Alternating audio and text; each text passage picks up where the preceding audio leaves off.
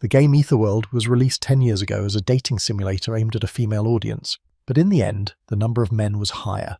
The game allowed players to play different characters from simple and effective to very difficult and ineffective characters. Among them was one useless character popular for his level of difficulty and horrible facial features. And there was a pervert who played this character for 10 years. His name is Beck Usel. One day, a message appeared on the game's forum, and Beck Usel thought maybe a new update was coming. The final boss in a dating simulator was surprising to the guy. It doesn't make sense in a monster that erases magic, and many players lost their characters. A dark demonic dragon appeared, which is the 13th month of the Black Night. In the game, there is a cult organization called Dark Demon People. Their goal is to help the second world called Personality Gate to take over this world. And when they finally succeeded in achieving this goal, a dark demonic dragon appeared. 90% of the continent is captured by the forces of the Beck cult. Usol was not interested in the plot, only in battles, so it was worth trying to destroy this monster. Beck Usol decided to demonstrate his skills that he had been honing over the past 10 years. The character of Beck Usol is the only character in the game who cannot use magic, even though everyone can use magic in the game. Even experienced players prefer not to play with it than a regular player. Of course he can use magic, but only one called Shimmer.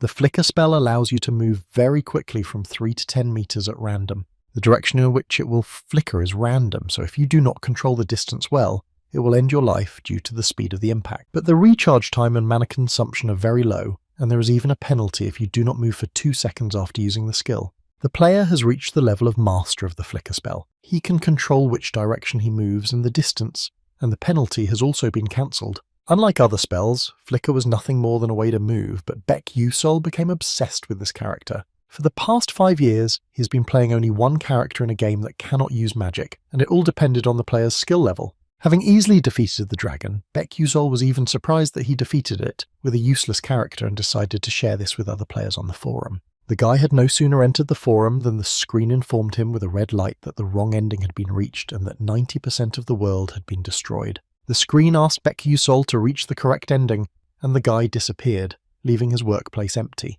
He woke up in a cold hut, not knowing where he was, and all he could do was look around. Looking around the ruined house, he noticed an old broken mirror. When he looked in the mirror, he realized that he had become his game character. His amazement was interrupted by a screen that informed him that he needed to escape from his pursuers. Realizing that this task was in the prologue of Beck Usol, he reached into his pocket and found the entrance certificate of the Stellar Academy. It was hard to believe, but it was the world of the game, and the player had to become Beck Usol. That voice was saying that you need to reach the true ending, even though there are only a few endings in the game, and why no one has reached the true ending in 10 years. But this is not the time to think about it, because as far as the player remembered, right after Beck Usol wakes up, the pursuers will break into the house. There was already a group of people outside who were supposed to pursue the hero. When the main pursuer noticed the cabin, he shouted and ordered to search it. Beck Usol wondered what to do next, since he could neither run away nor defeat them, so the screen told him that he could use Flicker. With his body suffering from mana leakage syndrome and unable to hold it in, he has only one hope, the spell he has practiced all his life. The pursuers were already very close, so there was no time to think about it, and no need to use Flicker. Beck Usol ran out of the hut and came into sight of his pursuers. They were equipped with magic boots, so obviously the only way to escape was to use the shimmer. The main drawback of Flicker is that if you do not control the distance, you can collide with an object and end your life. The pursuer swung his sword at Beck Usol, but he had already managed to use Flicker and move away from the blow. The group of mercenaries were surprised that their opponent was a mage, but the leader reassured the group, saying the user of the Flicker becomes paralyzed for 2 seconds. But Beck Usol was not paralyzed and continued to flee from the pursuit. He should use uneven terrain because players who do not learn to jerk at this stage will not reach the next episode. In fact, 99 of the Beck Usolan players failed to pass the training, and those who did were unable to control distance and continuity. He successfully jumped over to the other side of the ditch and continued to run as fast as he could. The pursuers realized that the Flicker user is difficult to catch, so they decide to destroy him with magic from a distance. The second part of the training is to learn how to dodge magic arrows using flickering. With the help of the skills of the Sixth Sense magic leakage syndrome and cognitive acceleration, time seemed to slow down around Beck Usol. So he was able to use the flicker in time and dodge the magic arrows. Looking back, he saw the crater from the magic blow and ran on. And then he had to learn how to cross the canyon with the help of Flicker. The only way to cross the canyon is to cancel the flicker, which occurs in 1/10 of a second at the perfect time. Otherwise, you can say goodbye to life. Then he will be able to meet with the passing mages and escape, and that will be the end of the training. Over the canyon of 20 flying boulders, it was possible to do so, but the pursuers were closer than he had expected. The distance between him and the mercenaries is 100 meters, and the flicker lasts 3 seconds. The only way to pass the test is to destroy the pursuers, because the rules do not prohibit it. The idea of destroying someone doesn't bother the hero, and it's not even that the plot has them as the enemies of his parents, but that he feels he can win. When the enemies saw the boy, they immediately rushed to attack him because he was alone and would be easy to defeat. Baek Yusol used Flicker and quickly destroyed the enemy without even feeling guilty. After all, he needed to survive. While the enemies were recovering, the guy started to run away and think about what to do next because he had defeated only one. But the pursuers were faster than him and were already standing in front of him preparing their next attack. It was another magical attack, but this time with balls of fire that instantly approached Baek Yusol. He managed to use the Flicker and was able to dodge an attack that was supposed to reduce him to ashes. The attackers were already happy that they had destroyed their target and were about to investigate the site of the attack. Seizing the moment, Baek Yusol quietly counterattacked the pursuers. A feature of Flicker is the preservation of momentum before and after use, so the guy quickly defeats another opponent. There are 2 more to go, and they need to be finished before the other 2 catch up. The pursuers were shocked that the magician had such a high reaction rate. The guy could not dodge their attacks forever, especially at close range, so he decided to end it as soon as possible. The enemy has already realized that Baek Yusol only uses a dagger and Flicker, so he should protect his face and neck. The pursuer, already prepared to attack the hero, did not expect that Baek Yusol would attack his comrade and destroy him. He was surprised that the guy used to run away like a rat who never fought, but now he does. Baek Yusol interrupted him and said that it was earlier, and thanked him for helping him to become better. The fight for survival began, and the threatening enemy took a fighting stance, knowing Baek Yusol's fighting style. The guy threw a spear at the enemy, who thought that by throwing the spear the hero would hit him in the side. Having successfully deflected the spear, he looked to the side, but Baek Yusol was not there. The guy was planning to attack from the front from the very beginning, so Baek Yusol easily destroyed the pursuer. Baek Yusol sat down, exhausted both physically and morally, because he had to destroy a man in order to survive. This is definitely not a dream. The first flicker, the first battle, and the first destruction are time to leave this place. Although this is a bitter aftertaste of the battle, he has to think realistically. He has no money, so by cheating mercenaries he found 2 million credits. The problem is that he has to cross this cliff. On the other side of the canyon he noticed a group of mages who asked if he could cross the abyss on a bridge, and the boy asked them to wait. The wizard stayed waiting and said that he had to be at least a 3rd-class knight to be able to get over the cliff. Without waiting, Baek Yusol used the Flicker and had already jumped over several boulders. They were surprised because they had never seen such magic and wondered if it was a kind of magic that was not a prank. The blue-haired wizard interrupted their discussion by saying that it was a shimmer spell. While the wizards were arguing that the Flicker could not be controlled in direction and distance, the last pursuers had already appeared on the other side. Without waiting, one of the enemies cast a spell in the direction of Baek Yusol. Not expecting the attack, the guy noticed it too late but managed to dodge it. Recharge time Flicker 3 seconds dodge, all magic is impossible. You need to find the next boulder. But the mercenary did not think to wait long and attack the hero as quickly as possible. Baek Yusol dodged the attack, but the rock he was standing on was damaged and he began to fall into the abyss. All the boulders were far away from him, but Baek Yusol hoped he would land on at least one and use the Flicker. He managed to grab onto a rock, but another attack was already flying at him. And when he thought that he was going to say goodbye to his life, someone counter-attacked the spell and it saved the guy. It was an ice spear covered with lightning. Moreover, someone used 2 attributes. The wizard accurately calculated the trajectory without spending mana. Looking down, Baek Yusol saw that it was a blue-haired sorceress. Frightened by the spells of this level, the pursuers finally quickly left the boy and disappeared in an unknown direction. After descending from the boulders and crossing the Baek Yusol gap, he finally met his rescuers and was safe. He wanted to thank his rescuer, but she turned away and said that she did not do it to be thanked, so she advised him to ignore it. The girl had the most beautiful voice that Baek Yusol had ever heard, but it was hard to communicate with her. In any case, the people who are chasing him are known as bandits who rob villages, but most of this activity is carried out by a cult of dark demons. This is where it all ends. As soon as Baek Yusol escapes from the cliff, he will enter the territory of the mages and the dark demons will not be able to pursue him.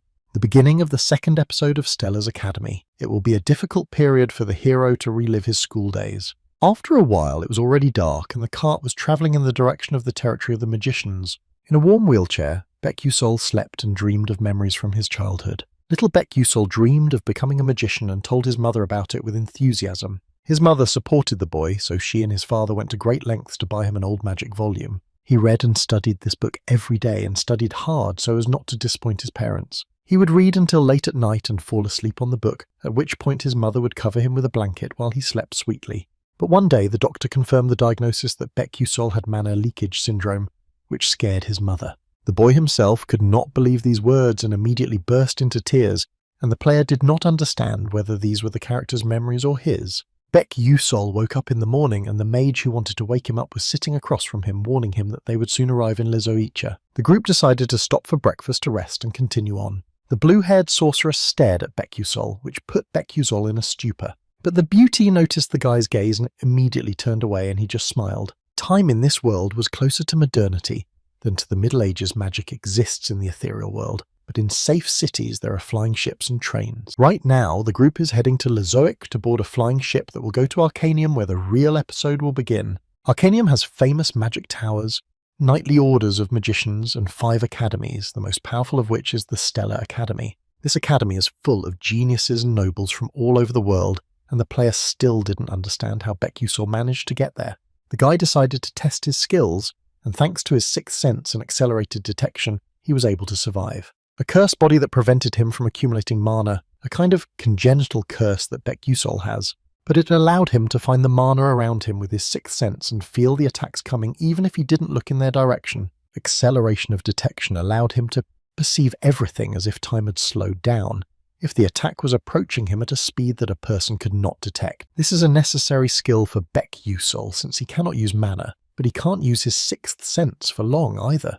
The original Baek Yusol had very low sensitivity, but the player took away some of the character's characteristics. In the world, skills are represented as levels and characteristics as stars, with the maximum level of 9 stars being almost impossible to achieve. The hero decided to invest in sensitivity to develop a sixth sense and quickness of reaction, because endurance can be built in other ways. The way to strengthen the mana leakage syndrome is in the academy, which means that the hero has no other choice if he wants to stop the end of the world and get cured. The wizards hurried Baek Yusol's boyfriend, for it was time to leave. The blue-haired sorceress gave him a thoughtful look and also got ready to go. Upon arrival in Lezoichu, Baek Yusol boarded a flying ship and continued his journey to Arcanum on it. The nobles mockingly gossiped about the boy because he looked around as if he had never been on a flying ship.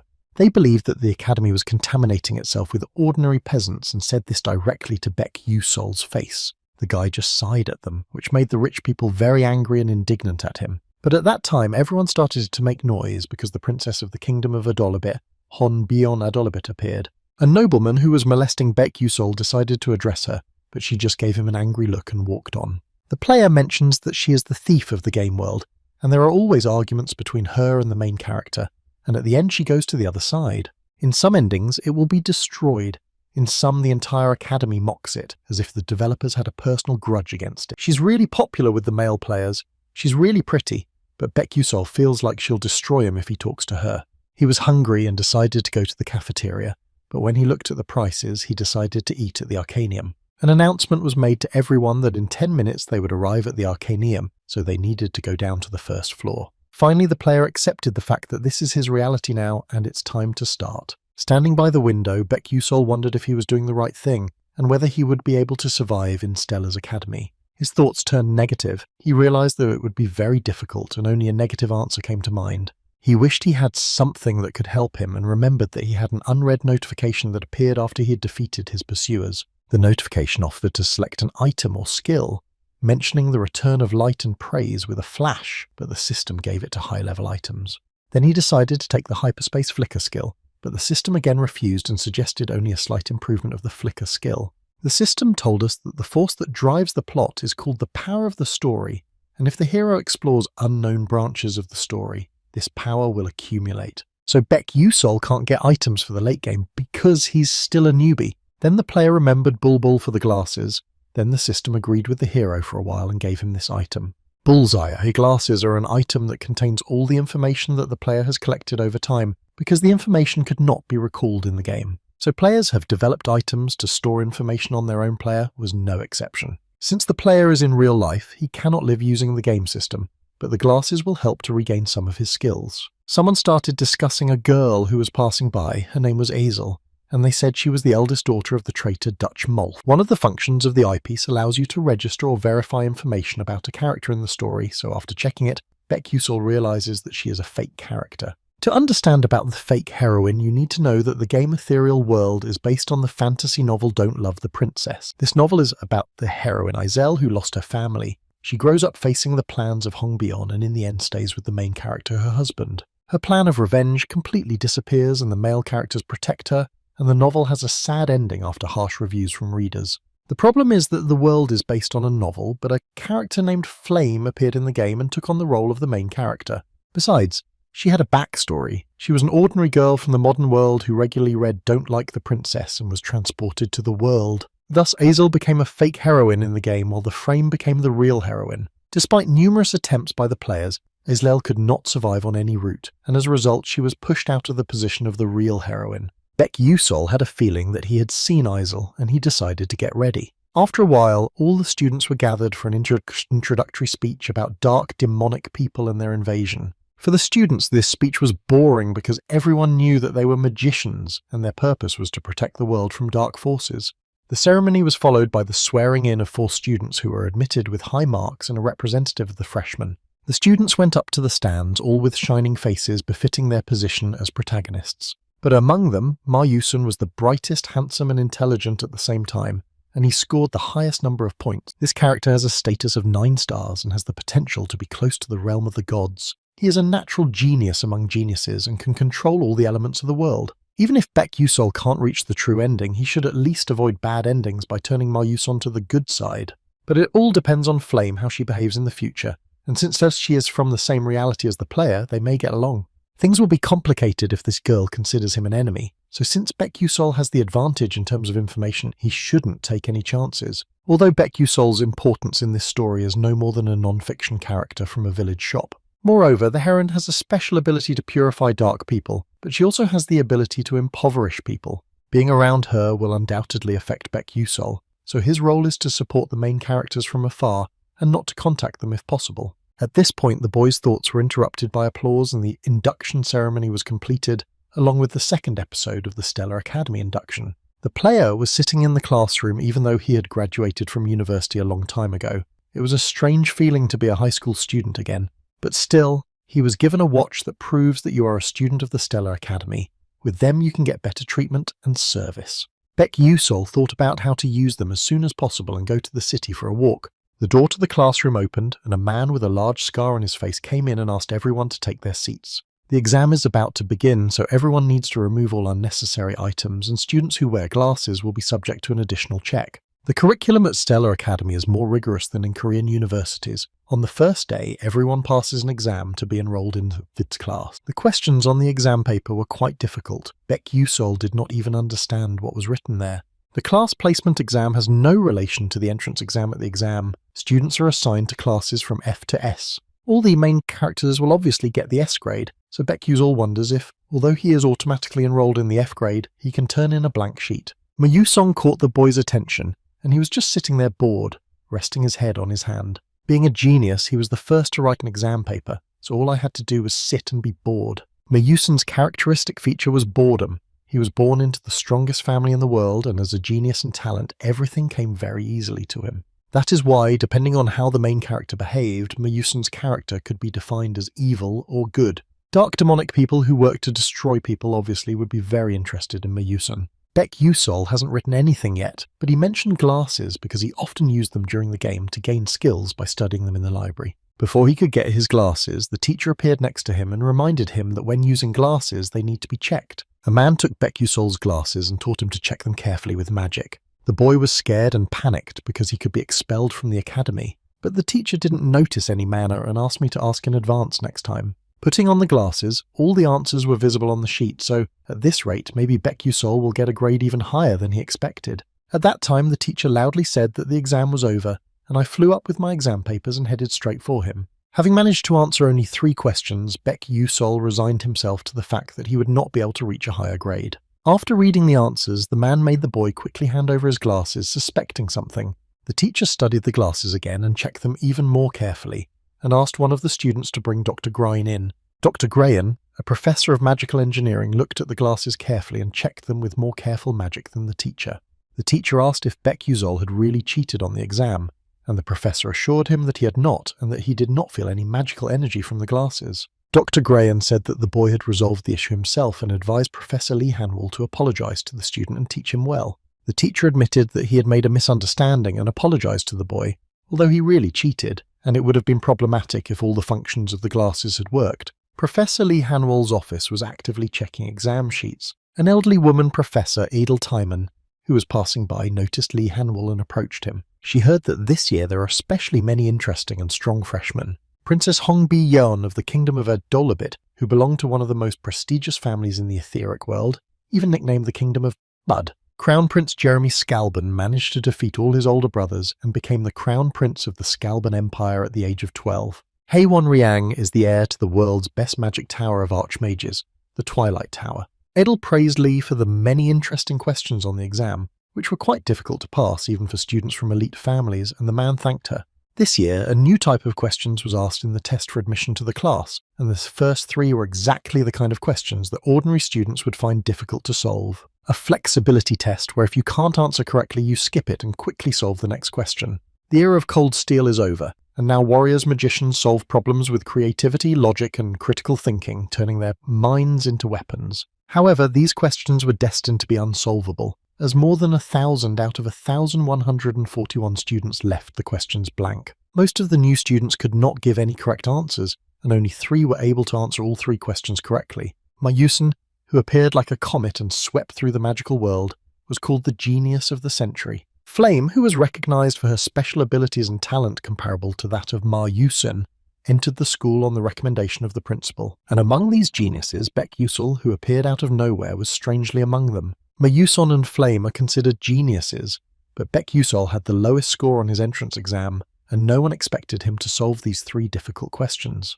Professor Edel wondered why Lee Hanwol was so interested in Baek Yusul's assessments, to which the man replied that his assessments seemed to be meaningless. To which the professor objected that it made sense because after all, formulas and equations could not solve them, so he could solve them without knowing anything. The man asked if Baek Yusul could be a genius, and Edel said that it could also be a coincidence. On his desk was Baek Yusul's file with a note that in appreciation of his amazing ability to control the flicker, he was allowed to enter under special circumstances. This note was left by the director of the academy himself, Stella, so the professor was interested in what would happen next. The next day, the long-awaited results of the classification were announced, where even geniuses had no choice but to be nervous. The player also had to personally check which class he was in, even though the game could check it with just 1 click. The students noticed him and started gossiping that he had scored 0 points on the entrance test in the application of magic. When he looked at the list of F-ranked students, he did not see his name and thought he had failed the test by answering only 3 questions. Disappointed, he decided to leave, but when he heard the students talking about him again, he decided to come back and check the table again. Looking at the board, Baek Yusul was very surprised because his name was next to the highest class S. Class S was special, unlike classes F and A. It literally meant that only students with something special got there.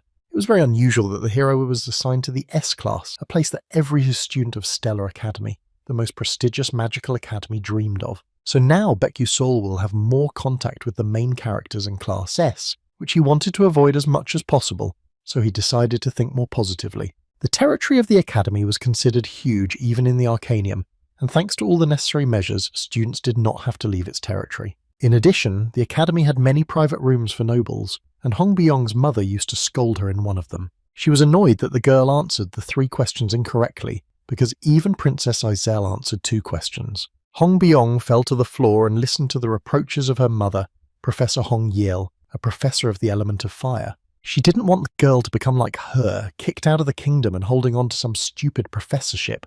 The princess cannot become a disgrace to the kingdom. She must become better than her sister told her mother. Hong Yel asked if the girl understood what her mother wanted her to do, and she answered in the affirmative. But she didn't understand because she just lived the way she was taught and solved problems the way she was taught, and only quietly wondered why her mother was torturing her. The first class of freshmen, the entire classroom is packed with students, all waiting for the professor to start the lecture. The S class was full of eccentrics who showed no signs of being sociable, which gave Baek Yusul mixed feelings. When the students saw the boy, they began to say that their parents protested why he was in the S class, but they were told that Baek Yusul had all the necessary skills for this. It didn't surprise him, because they all worked hard, so they were really outraged that an unknown fool would be in the same class as them. According to the rules of the academy, students' classes are moved up or down depending on their performance after each test. and yet the player was still amazed by all the game characters in front of him, and in a few years all the students of this class will become famous all over the world. 5 of these students also have the potential to betray the magical world, one of them being Ma Yuson. It would be nice if Flame could prevent this from happening. At this point, Professor Lee Hanwol entered the classroom to greet the students, and although many of the students had seen him, he still introduced himself officially. Some of the students recognized him and heard that the number of demonic creatures he was hunting had almost reached 4 figures. The man asked everyone to calm down and emphasized that this year there are many talented students and one unique student. The academy is a place where martial artists are trained for 3 harsh years of study, so the professor wanted everyone to show their best. The man asked if anyone had any questions and heard only silence, so he decided it was time to start the lesson.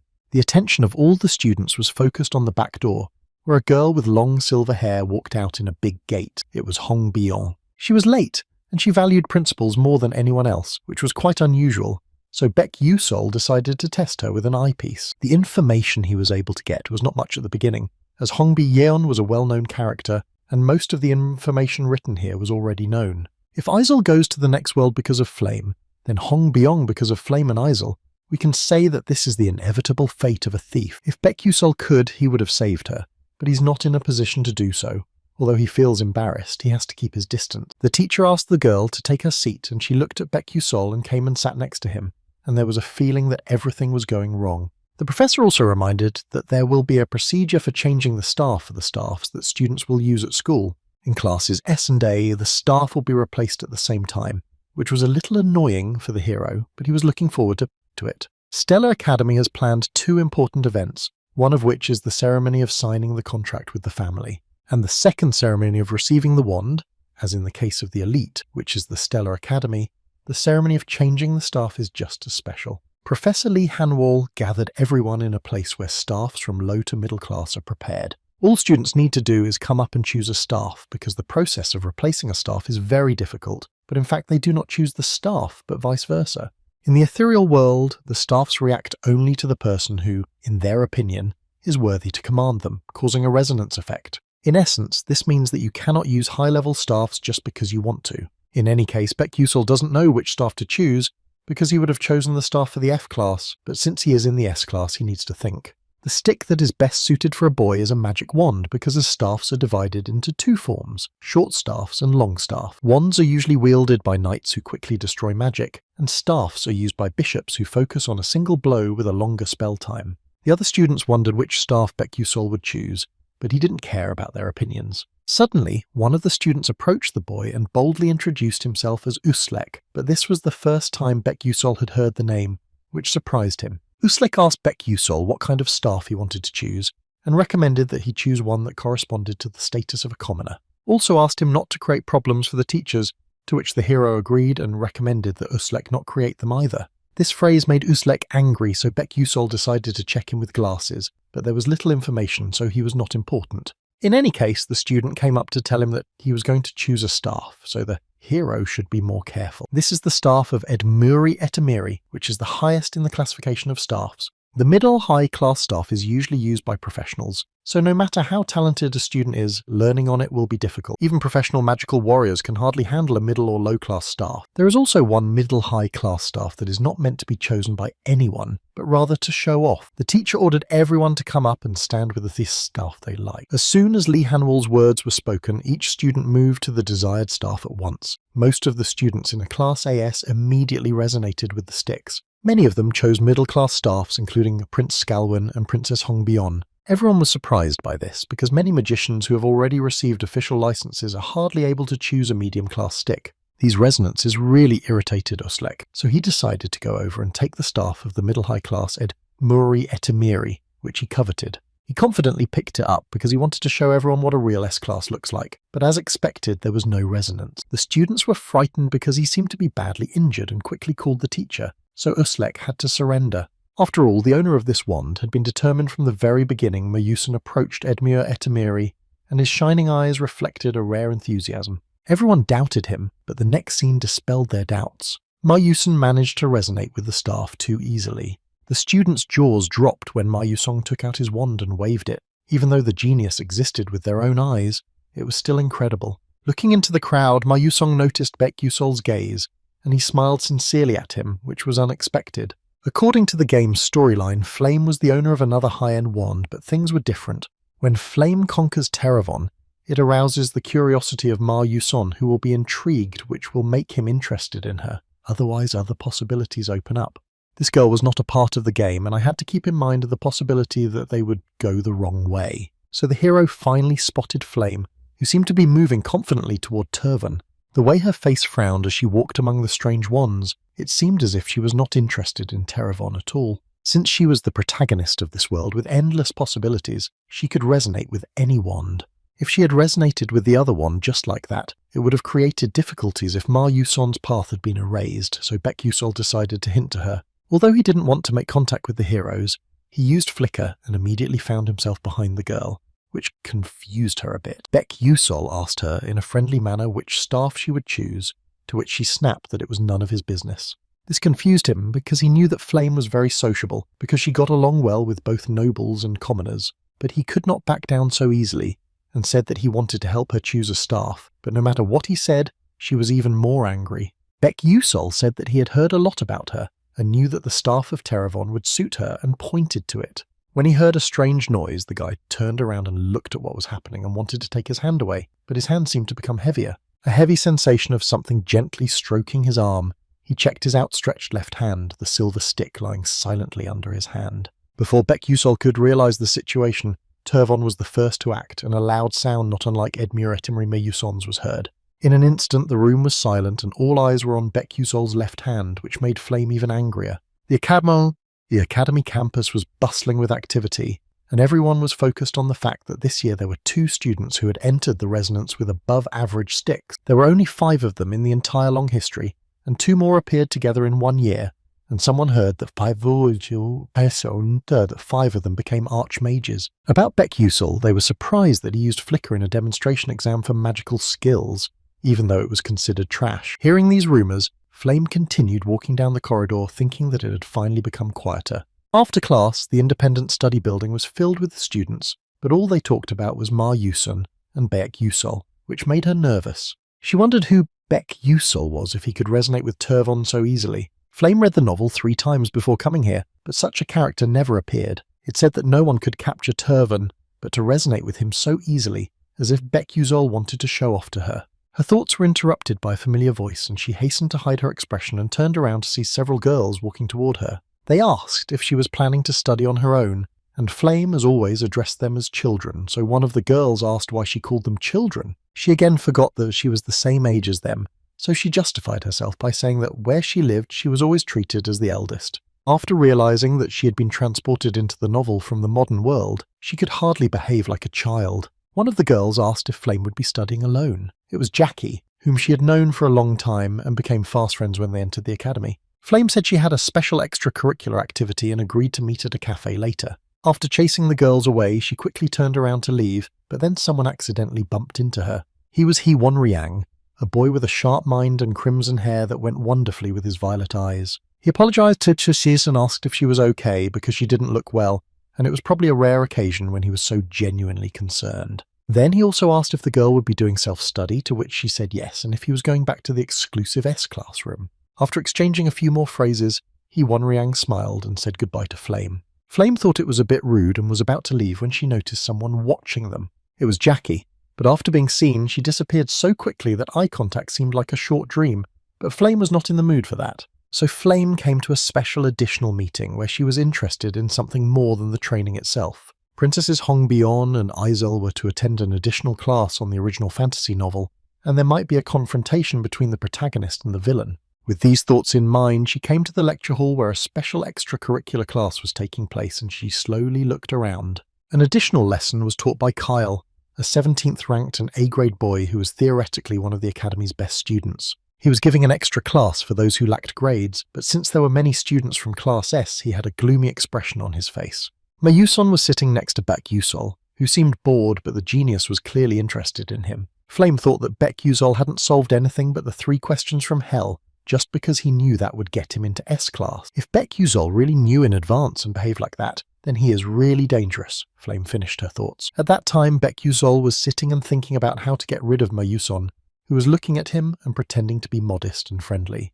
They had a short dialogue in which Ma Yusun asked why the guy came here, because in his opinion, he didn't need to listen to such things. In fact, he did not have any reason to be here. He was just ordered to participate because he had bad grades. Afterwards, Kyle asked us to stop talking and start an additional lesson. Today they will be reviewing the placement test. As everyone knows, this placement test had notorious problems and Kyle solved one of them. At these words, Hongbyon's eyes sparkled, and that was the only reason she came to this place. Kyle saw that Baek Yusol was among the students and decided to prove to him that he was better than him. So first, he will show how he solved it himself, after which many students took out their notes and started writing everything down. This task is actually close to a trap. It was created to accidentally cause wrong answers, Kyle said. Baek Yusol thought that it was only a plausible decision, not the right one. But Ma Yuson, who caught this moment, blinked his eyes and tapped him softly on the shoulder.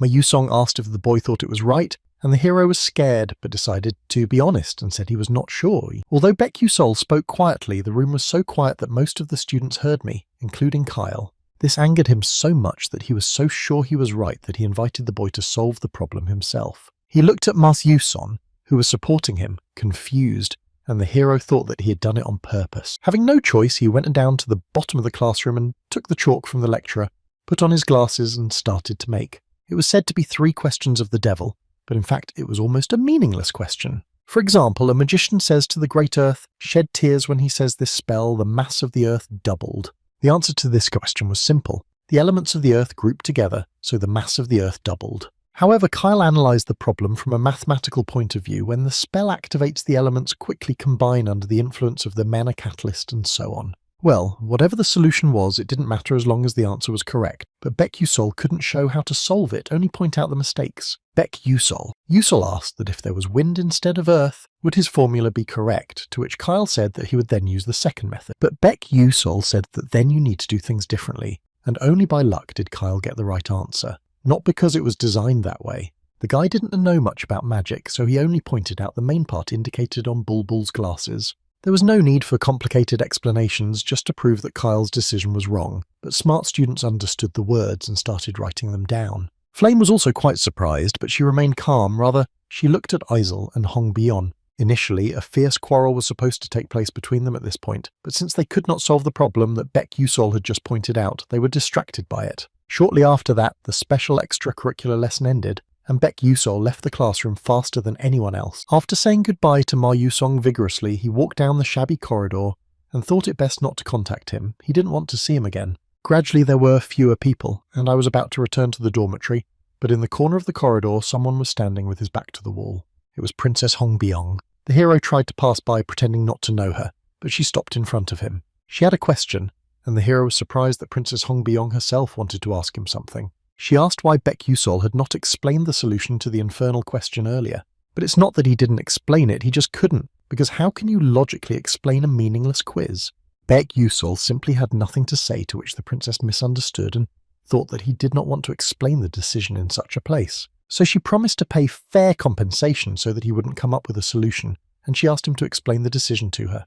Baek Yusol and Hong Byong rented a study room where no one disturbed them, and now they sat face to face with only a table between them. So the guy asked why she was paying him just for understanding 3 questions on the test, to which the girl said she had her reasons. He also asked her if she had solved all but 3 questions, and he had only solved 3, and if she was ashamed of herself. The girl said no, but was only ashamed that she still did not understand them. She was a really good student, so Baek Yusol did not understand why she asked him for help, because she was a princess, and she should have someone to help her. Hong Byong said that out of 1,141 freshmen, 3 students, including Baek Yusol, answered the question. These issues were very difficult, but Ma Yusun Flame and Baek Yusol solved them, so the princess had no other choice. Only then did Baek Yusol realize that these questions were tricky, and why he was so easily in the S-class. He also realized why Flame was keeping him. He didn't know the intricacies of the world, didn't even know about these insidious questions. But Flame is different because she read the whole novel even without knowing the plot of the game. She must know most of the plot parameters even about 3 questions. Since the game was interfered with by an outsider who was not in the original Flame, there was no choice but to recognize the existence of Baek Yusol. After concluding that Flame had reasons for his behavior, the princess noticed that something was wrong with him, but Baek Yusol assured her that she shouldn't worry. So he decided to remind her that she had promised to fulfill his request in gratitude for helping her resolve the issue. Recalling that the blacksmiths from her kingdom were talented craftsmen, he asked them to turn his stick into a magic sword. The princess was surprised by this request because only low-level mercenaries use such weapons, but the hero only replied that it suited his style. He didn't want to explain his limitations, so he asked if she could do it, and she said that of course she could, because it should be easy. So the hero began his explanation by saying that the way to solve is to change perspectives, which surprised Hong Byong. The princess's weakness is that the magic she uses is strictly by the book and that she is stuck in a routine, but she realized this only in her second year at the academy after a serious defeat by Flame. Knowing that right now Baek-Yusol will not be able to give her any important knowledge, but he can push her in the right direction. Turning the test paper toward Hong Bi-yeon, he seriously asked her first of all if she knew what a stupid question was. The girl was surprised by such an unexpected and simple question, but answered that she had probably heard it, but did not know what it was. So to explain that Baek-Yusol gave an example, he asked the question of what is between the knee and the knee. The question confused the princess, but she gathered her thoughts and said that it was the back of her knee, to which the boy said that the correct answer was the same. Baek-Yusol reminded us what is between the knee and the knee. Although it was an absurd question, it had its own logic. This made Hong Byong a little angry, but the boyfriend calmed her down and asked her to look into the matter more carefully. The task consists of formulas and tricks that the princess did not know, which means that it must be solved only creatively. So Baek-Yusol asked her if it was possible to memorize this work like all the others, and she replied that it was impossible. Of course, knowing most spells and techniques is important for a magician, but it is more important for him to look at the world outside of his thoughts. Magic can develop even with the slightest change, but the princess thinks of things the way I see them, so spells should not only be memorized and recited. Hong Byong may be better at analytical thinking and judgment than Baek-Yusol, but they lack an important trait for a magician: creativity. After finishing his monologue, Baek-Yusol looked at the princess and her expression was very serious and intense. The guy asked if the girl understood everything because it sounded quite difficult, and the girl replied with determination and enthusiasm that she did. It's fascinating because Baek-Yusol had no idea what he was saying, so he was glad that the princess understood and decided to start. The first question was what a person said to a horse when putting it to sleep, and the girl did not know the answer, but the answer was that it was time to go to sleep in the pasture. The next question was why the beds were working hard, and again the princess did not know, so Baek-Yusol answered because she was always at work. The third question was what happened when the rock, paper and scissors entered the race. Hong Byong was silent again, and the answer was that the rock rolled away and the rest remained. The princess was sitting in such tension that she was ready to throw up. Noticing this, Baek-Yusol decided to ask an easier question. The next question was about what a cloud said to the ocean when it rained, and the princess thought a little and answered correctly that it gets a little emotional. Hong Byong was very happy to have given the right answer and smiled sincerely. It was the first time Baek-Yusol had seen her smile in both the game and in real life. Baek-Yusol praised her and said that her creativity as a princess was really second to none, and she accepted the compliment and asked the next question. After the end of the special lecture for Hong Bi-yeon, Baek-Yusol immediately left the academy and headed to the Arcanum. In the end, the hero spent about 3 hours asking the princess questions, and he did not expect her to believe what he was saying. Hong Byong was definitely a good and intelligent magician, but her drawback was that she had stereotypical thinking. This does not mean that I, as a boy, could have used her to my advantage, for which I even felt very guilty, but it was important to forge Teravon into a sword. After summarizing the results, I had to hurry to the bookstore to buy the books I needed for my classes at the academy. After wandering around Baek-Yusol Lane for a while, he came to an unnamed bookstore. It was a rather old and hidden place. When the guy creaked open the door of the crumbling bookstore, which seemed to scare away even ghosts, he was greeted by the smell of musty books. Behind the counter, the old man was napping, this perv pretending to be napping and watching the guests with his magic detection skills. Baek-Yusol had a goal. This is a rather old book, Maela's handwritten notes. He was the one who graduated from Stellar Academy 10 years ago. In the game, you could take a class by pressing a button, while in real life, you could read a textbook on the specialty. Baek-Yusol used to buy textbooks in expensive bookstores, but then he learned that much better textbooks were hidden in stores without signs. Maybe the grades didn't matter because he had smart glasses, but there were hidden recipes inside so he could find something useful later. No one touched it. Maela's name was clearly written on the handwritten notes on the theory of magical engineering. When the hero reached for it, from the other side someone grabbed the book he had chosen. Baek-Yusol turned his head slightly and saw a blue-haired girl a little smaller than him convulsively pulling her hands away as if they were on fire. Startled, the boy called her by her first name. Aizel wondered how he knew her name, but Baek-Yusol said that she was famous. She tossed back the strands of her sky-blue hair and looked intently at the hero, remembering where she had seen him. but did not remember seeing him before the entrance. Mentioning that they were in the same group and said that she liked the explanation from the extracurricular activity but regretted that he did not explain it completely. If you think about it, Azel couldn't solve all these problems, so when trying to solve the problem, she could contact Ma Yuson or she could not. In any case, it was nice to meet her. She turned her head and walked in the other direction. By the way, why did she end up in a used bookstore? But the guy hastily pulled out Maella's notebook, and if he hadn't lost it, everything was going great. Then he took out the books one by one and looked at Azel, who took out book after book, but strangely enough, she didn't care about the price tag. This bookstore sold mostly old books, so few people came here, except for poor students like Baek Yusol.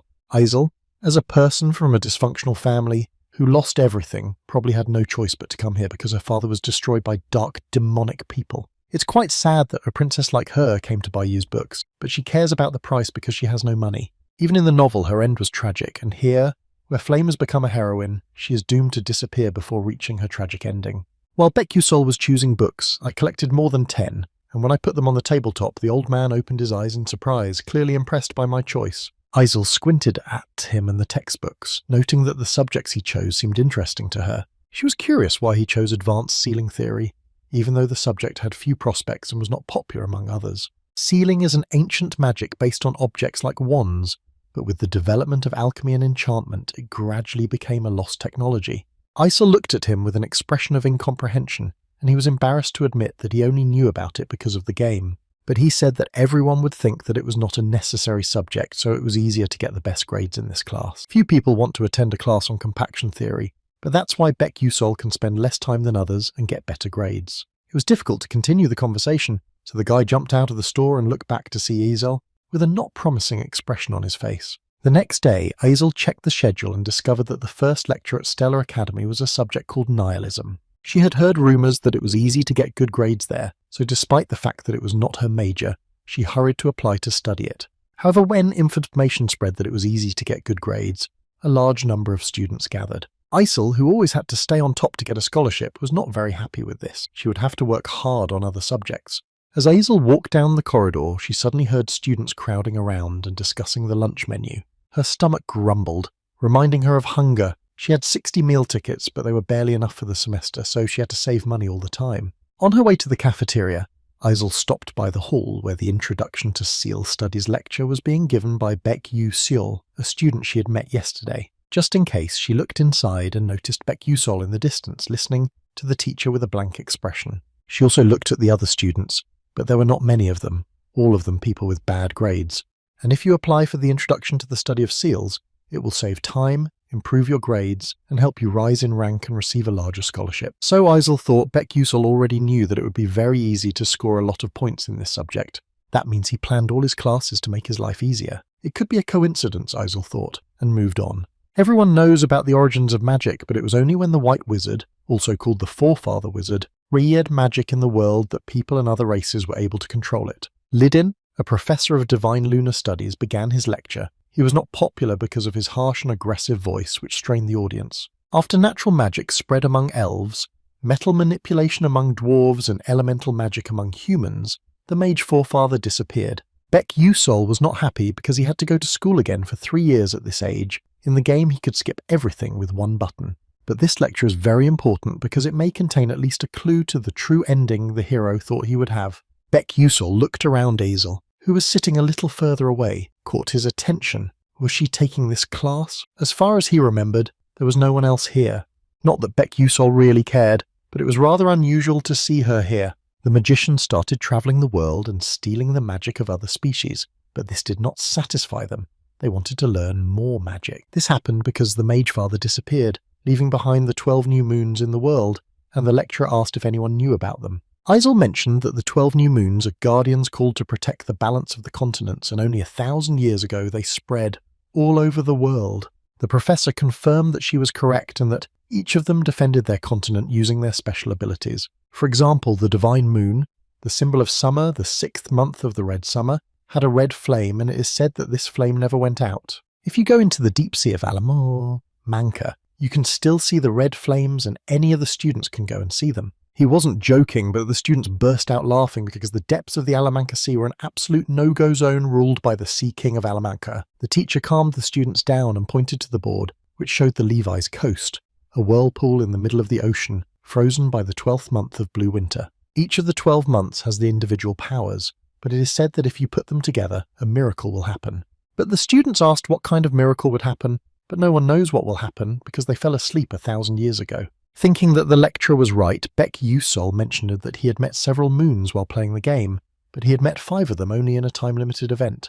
This became possible only because the player took information from other players in the community. He was the only one who met so many months. If the hero understood correctly, these months are the key to the true ending. No one could get to them, so the answer is hidden in them. At the time, he managed to meet only 5 at great risk, but he had no choice if he wanted to witness the true end. A huge doll bursts into flames, causing a powerful explosion during a lecture on practical combat as students fire magical attacks at a target. This practical subject was taught by Hong Byong's mother, Professor Hong Yeel of the fire class. She told the students that it is not always important to shoot fast, and even if you have powerful magic skills, they are useless if you do not hit the enemy. Although everyone was listening to the teacher, the students' attacks exploded in mid-air, unable to even scratch the target. Then a very strong flash of magic appeared behind her, tearing through the air and almost certainly flying into the mannequin. A large explosion followed by a lot of smoke that covered the entire area of the damage, but when the smoke cleared, the dummy had only a few scratches. Professor Hong Yeel took a look at the painting and came up to Hong Byong and said that it was just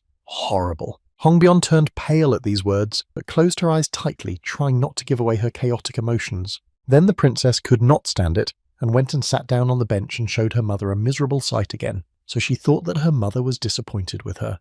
The terrible pressure of failure came down on her chest and she fought against it, trying to catch her breath while cold sweat dripped down her forehead. Hong Byong thought she might faint, but she stubbornly held on, showing superhuman strength of spirit, and approached her while she was still sitting. She asked if everything was okay and sat down next to the princess to support her and ask her some questions. The girl was fascinated by the fact that the princess used the same magic as she did, but stronger. These words were disregarded by the fact that the princess did not even hit.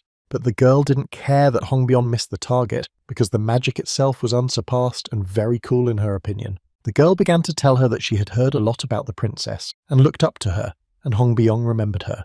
The girl's name is Arshuan. She is the genius of a new attribute of fire. The princess thought that this girl must be much worse than her in comparison to her magic. Since the princess remembered who she was and how she had shown herself in training, she said sarcastically that it must be nice to have such high accuracy. Arshuan, ignoring this princess's sarcasm, said that if she trained, she would not even be able to match the princess. Hong Byong decided to end the conversation abruptly and turned around and left, although she thanked us for making her feel better. Arshuan didn't like this manner of communication. She just gave her a blank look and thought that it was probably normal for a princess. She came to the restroom and sat down helplessly. Even her legs went numb and she lost all sensation. She was greeted in the room by the princess's personal bodyguard, Hong Byong Yuri, who was tall for a woman, so the princess looked up slightly when talking to her.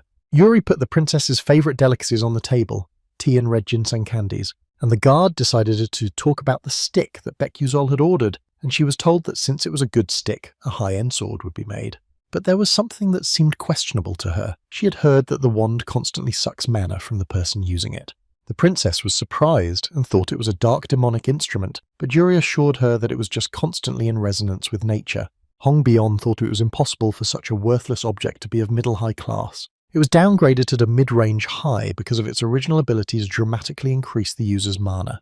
They both wondered how a student could use it. No one could use a stick like that, because you either have a lot of mana or you don't. But Hong Byong was sure that Baek Yusol would figure it out anyway. He was really unique. A few days have passed since the beginning of the semester. A class taught by Professor of Obritology Manny Carlime. He emphasized that classes in mana orthology are mandatory because attacking magic requires more detailed study than other types of magic. Starting today, for student duels, they will study orbitology with an emphasis on shooting and targeting. So the professor set a formula to determine which attribute is needed to solve the given formula. All these students fell shunt and began to solve the problem the teacher gave them. Many people thought that the answer was an attribute of water, and if this attribute of water is not present, it is impossible to answer this question. But Baek Yusol was even bored because these subjects are no more difficult than the ones he studied in Korea.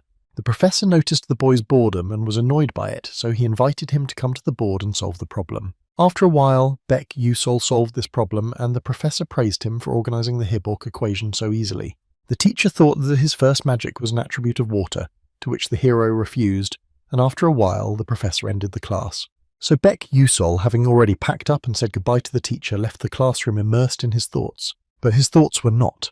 After apologizing to Isel Pass, she approached the boy and wanted to ask him a few questions. Observing Baek Yusol Islel, she realized that if you do not take into account his grades, he was undoubtedly smart. He was smarter even than the freshman Baek Yusol solved the question at a level that was at least professorial. Even if the Stellar Academy is the place where geniuses gather, what is the personality of Baek Yusol, Isel wondered. At first she thought it was not realistic, but now she is sure that he definitely has a strategy for registering for courses. So she asked him what the next subject he would choose, to which Baek Yusol thought and asked if he was interested, which made the girl a little angry. He is an adult, and what he does is his business, and in any case he asked why she was asking. Isel made inquiries about the classes he was taking, and it looks like all of them are where you can get high grades. She wanted to learn the same strategy because it was important to her, so she quickly ended the dialogue and told him it was time to go. She didn't like it very much, so she gathered her thoughts and called out to Baek Yusol, who was already going about his business. She caught up with him and asked him to wait, to which he said he didn't understand why she was following him,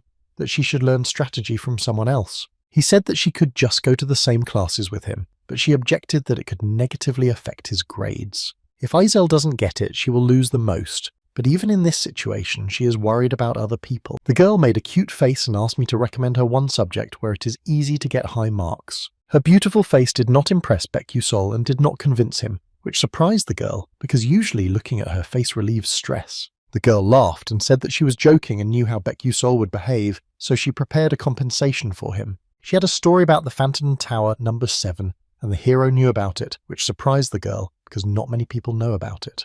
Because it is an abandoned building that has disappeared, and there are many barriers that do not allow you to even approach the place where the tower used to be. At this point, Baek Yusol interrupted her, and knew that this was very important information because it would strengthen the Flame's attachment to the male hero. Thus, the fact that Flame knows this means that in the novel, it was Isel who knew this, and she was supposed to give this information only to the main character of the game. So Baek Yusol thought he was just a stranger and refused to listen, saying that it was a terrible story and it didn't sound interesting. She was surprised and said that the story was not that scary, and she would just tell it for free. At first, he acted like he had to share the information, but then he changed his mind.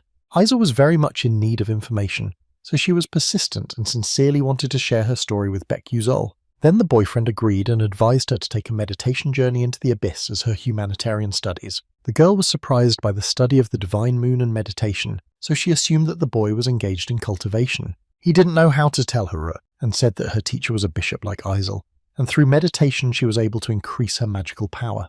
At that time, the importance of meditation was not yet known, so Isel's reaction was natural. However, after a very short time, most priests began to meditate for several hours a day. In this sense, meditation was an extremely important course for priests. Usually Baek Yusol doesn't say that to anyone, but she's an exception because she's nice, which surprised her because a minute ago he said something completely different. Although this is not a subject that will help her grades, she signs up for it anyway and thanks the guy for his advice and goes about her business. As he watched her go, Baek Yusol thought about how his advice could change Isel's future. But if he leaves her because of fear, and she has a terrible ending to her life, it would be good if meditation could help her. These reflections made him realize that he was also a magician, and why he hadn't thought about training and meditation. The character Baek Yusol diligently trains his body in the game by awakening magical body fortification and grows very strong and fast. In the game, you could gain experience with one button.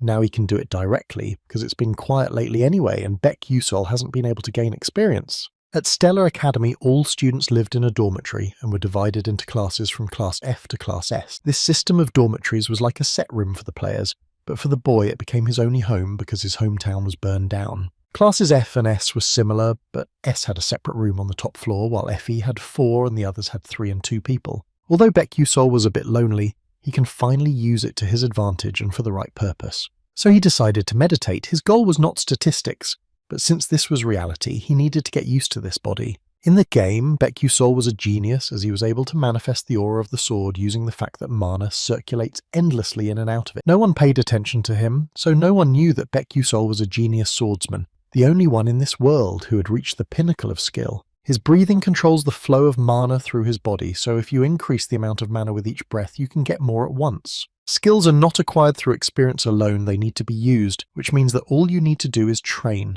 Even after skipping dinner, the hero closed his eyes and focused on meditation, and when the sun began to rise, he opened his eyes and felt new changes. The player realized that these are the feelings that the character felt as if he himself had a syndrome since childhood, which was part of his weak but sensitive sense. The system notified him that the Mana Flow skill level was increased, and the Flicker skill level was increased. This motivated Baek-Yusol even more, so with an inspired mood he saw the chance that he would get the true ending. Practical classes have begun at the Magic Academy, and there were many of them, but in the end students were looking forward to these classes. Classes are held in the Dome, a kind of pocket dimension that allows you to freely control the size of the place with its features.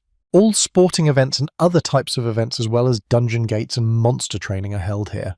There are 141 people in Class A, 50 students and 41 in Class S. If it were like in the novel, there would be 39 students in Class S. Flame expected there to be 40, including her, but another student was added to the group and she doesn't know where Baek-Yusol came from. In the original version, the total number of freshmen was 1,140, and after the addition of the new students, it became 1,141. In other words, he was in the novel, so Flame wants to find out because she is the only one in the world who knows the plot of the novel. Her thoughts were interrupted by the crowd that had gathered around Prince Jeremy.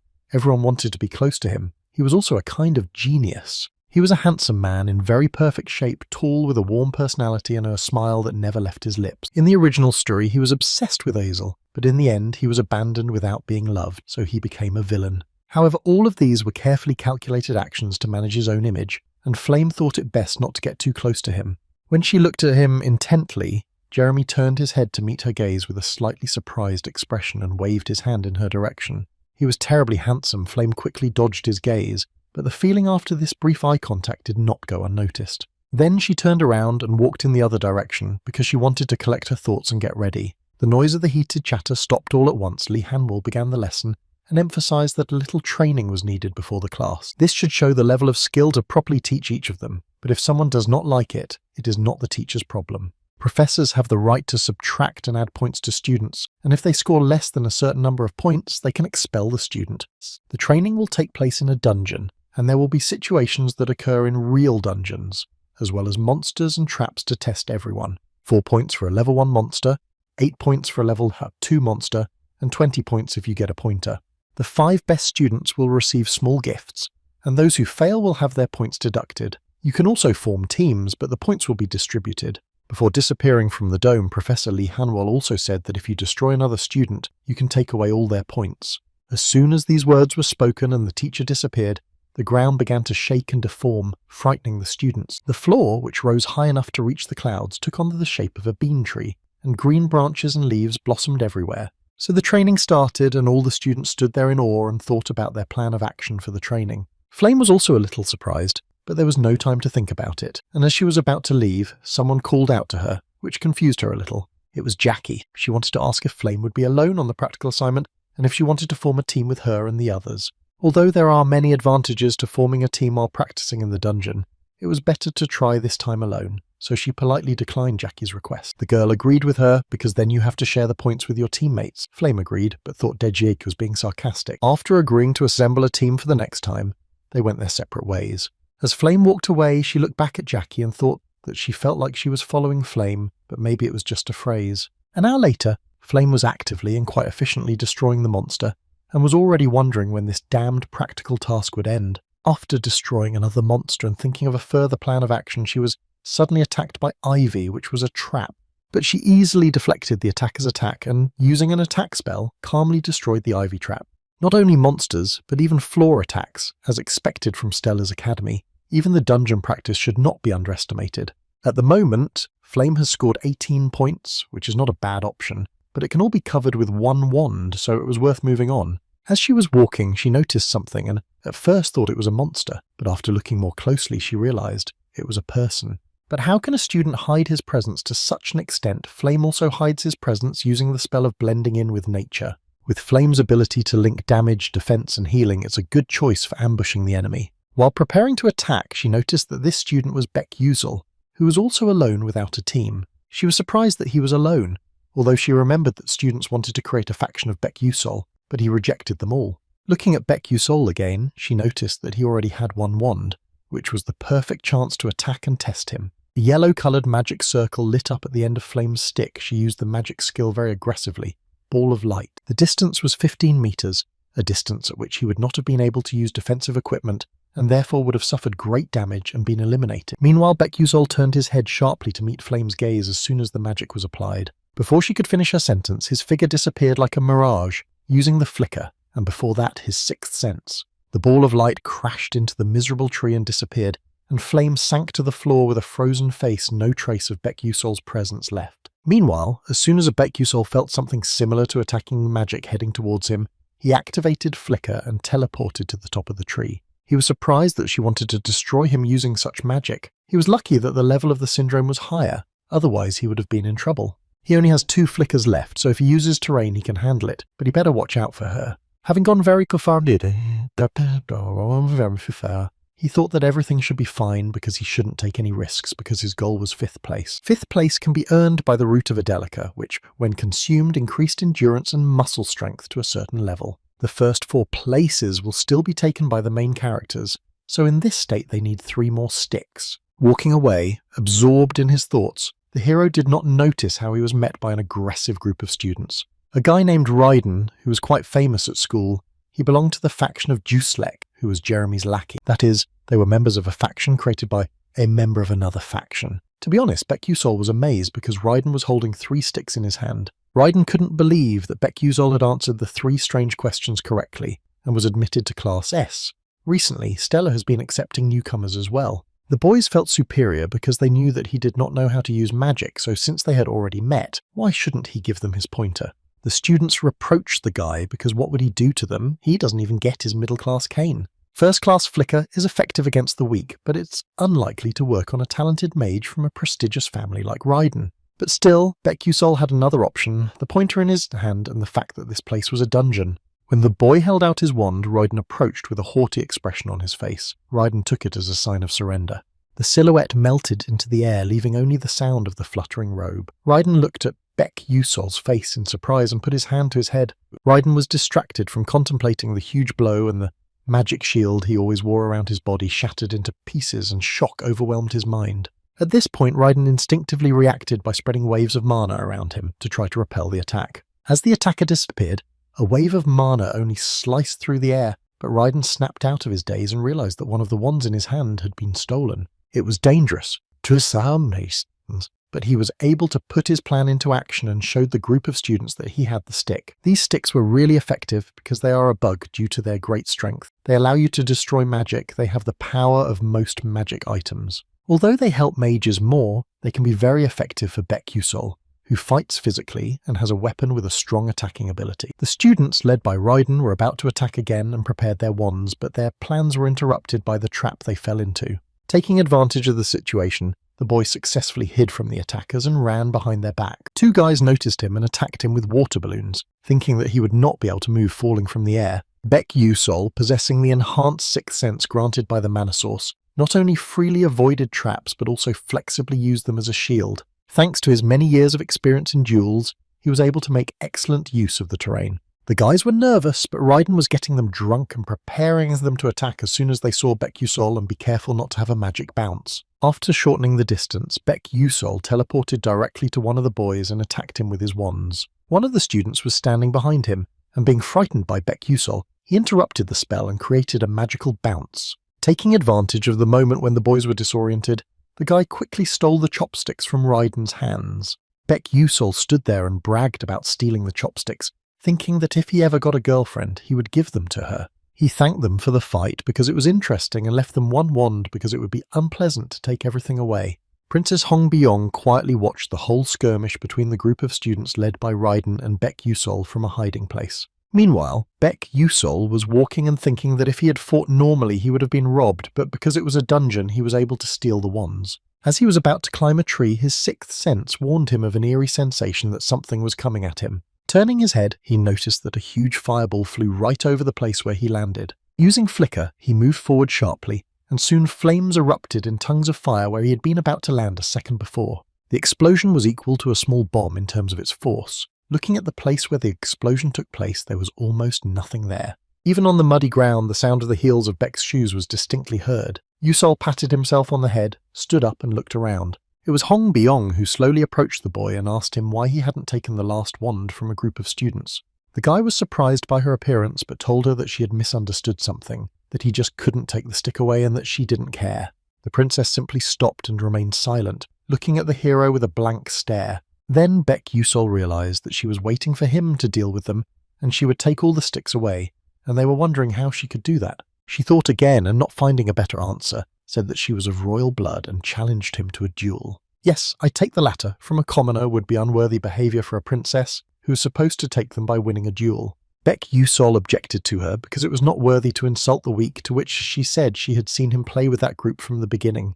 The princess remembered how she was in a hurry because she didn't want her mother to scold her again, so she had to get more points as quickly as possible. But as she walked away, she heard someone's voices and, hiding, realized that someone was fighting with each other. Also noticed Baek Yusol in the battle and wondered whether she should attack, but it would be difficult to deal with 6 opponents alone. So the best thing to do was to wait until the end of the battle and easily take the wand. But her thoughts were confused by the fact that Baek Yusol had defeated the opponents. She was surprised that he didn't use any other spells besides flickering, as if he was playing and mocking them. Although the group of boys was weaker than Hong Byong, they still grew up among the elite, but Baek Yusol is just a commoner, and he plays with them like that. This was the motivation for her to use all her strength to destroy him, because a commoner cannot be that strong. The sparks from her body began to fly in all directions, connecting the trees to each other, and waves of flame danced and swirled around the trees. The guy skillfully took advantage of the flicker and managed to dodge the crazy dance of the flames. As expected from a princess, it was really scary good that Baek Yusol had strengthened the sixth sense skill in advance. It's hard to dodge with just 2 jumps, so you need to find another way out. The princess wondered why Baek Yusol did not take out his magic wand, since all students are given a simple wand upon admission. But since he doesn't know how to use magic, he doesn't even need the wand, so he simply forgot about it and its existence. Looking at him, Hong Byong thought he was just laughing at her, and angry at this, told him that he should put in the work. Despite the fact that the boy doesn't know how to use magic, he was doing his best. The princess began her attack. A flurry of flames in the shape of a flower rose high into the sky, wriggling and hissing like a snake, trying to paint everything with its venom. Hong Byong was very determined to destroy Baek Yusol, so she used all her strength to the maximum. The idea was to take advantage of the enemy's distraction by drawing his attention to the lure. Baek Yusol barely dodged the mass of flames that almost showered him with fiery kisses, but teleported away from the large column of flames that rose from below. So he thought he couldn't dodge jumps forever, because the area of attack is so wide. Every second, fire attacks flew at him, and although his experience level was low now, the attacks could be detected only with the 6th sense. As soon as the guy dashed behind a rock, deflecting all the flying, fiery arrows, the next waves of attacks hit the miserable air. He was lucky this time, but even if Baek Yusol gets closer to Hong Byong, she will work her magic right away. He understood this perfectly well, because he had lost in duels to fire mages before, but then he was playing with a mouse and keyboard, and now he was in reality. Since the princess was much stronger than she seemed, she fought in the open from Baek Yusol and there was no wet spot left. It was hard to even call it a fight, but Baek Yusol was determined and would not sit idly by. He rushed into the attack as if running between arrows thanks to his 6th sense, trying to get closer to the princess. Using the pointers in his hands, he was even able to deflect several fire arrows that were flying at him at breakneck speed. The fact that he was able to deflect several arrows surprised Hong Byong very much, as she had never seen anything like it. She simply could not believe her eyes. Meanwhile, Baek Yusol's consciousness changed over time, and he felt the flow of mana fully, and his 6th sense became normal, like sight or hearing. Hong Byong was concerned because it was a wild area filled with vegetation, which should have been an advantage for her as a mage with the attribute of flame. So she had no choice but to use her magic even more, and having recovered from the shock, began to attack more actively. Noticing that Hong Byong is confused, he has to use the pointers to pierce her magic shield. At this unexpected moment, he activated Flicker and appeared in front of Hong Byong for a moment. Their eyes met, and the girl began to recite an eruption spell. This skill protected a mage with a fiery attribute from the enemy, but Baek Yusol easily coped with it because he had often encountered it before. Just one step back, and he was exactly 2 meters away from Hong Byong, and as soon as the explosion sounded, the guy approached her without wasting a second. So he took out the pointer and was able to strike, after which the careless magic shield broke, throwing her body back from the impact. Baek Yusol was the first to speak, boasting of his victory, and the girl asked him who he was, but he said he was just an ordinary student. Looking to the side, the guy said that he had noticed her a long time ago, and let flame come out of hiding. When Hong Byong turned her head in surprise, a black-haired girl jumped out from behind the rock, and the princess still had a displeased expression on her face. Flame came out of hiding. Although she said she wasn't even hiding, she was more interested in how Baek Yusol realized she was there. The guy justified himself by saying that it was just intuition, but he knew that it was his sixth sense from the mana leakage syndrome. Then she asked him how he knew he could pierce the shield with a training device like a pointer. So there was no such a moment in the original novel, and it will not be possible to simply explain it because Flame will not understand it. So he said that the pointers were quite strong, but the girl objected that pointers have their limits, and he decided that it could be used to pierce the shield. Baek Yusol had seemed strange to Flame before, but now, after what she saw, she asked who this Baek Yusol was. Hong Byung was very surprised by all this dialogue. She still hadn't accepted defeat, but she kept quiet and waited for the outcome. It all ended less than a month after the guy decided to give up his loud statements, whether he should tell her the truth, but it was inappropriate, so he refused, saying that he did not wish her harm and wanted to help her. Taking advantage of the disoriented girl's moment, he quickly turned around and excused himself by saying that he hadn't had enough time to say goodbye. But before he could, something hit him on the back of the head. A dizzying sensation brought tears to his eyes, and the four wands fell belatedly to the ground. Looking back at Hong Byung, she was surprised that the wands were not caught and said that he avoided the magic of traps and blind spots and was unable to catch the pointers. There's nothing to be done about it, because the sixth sense has limitations, because this skill depends on Baek Yusol's mental strength, and his strength has just run out. So the guy asked her why she threw the pointers at him, and she replied that she had lost, so they were rightfully his. Probably pride is playing tricks on him, he thought, but he doesn't need so much, because then his position in the rankings will rise and he doesn't need other prizes. Taking only one wand, he quickly walked away, wondering how Hong Byung and Flame were looking at him from behind, because men are cool when they don't look back. The girls, on the contrary, thought that he was probably stupid and, like all commoners, was not distinguished by his prudence. At this time, 12 professors and lecturers, including Lee Han-wol, stood looking at a hologram map levitating in the air.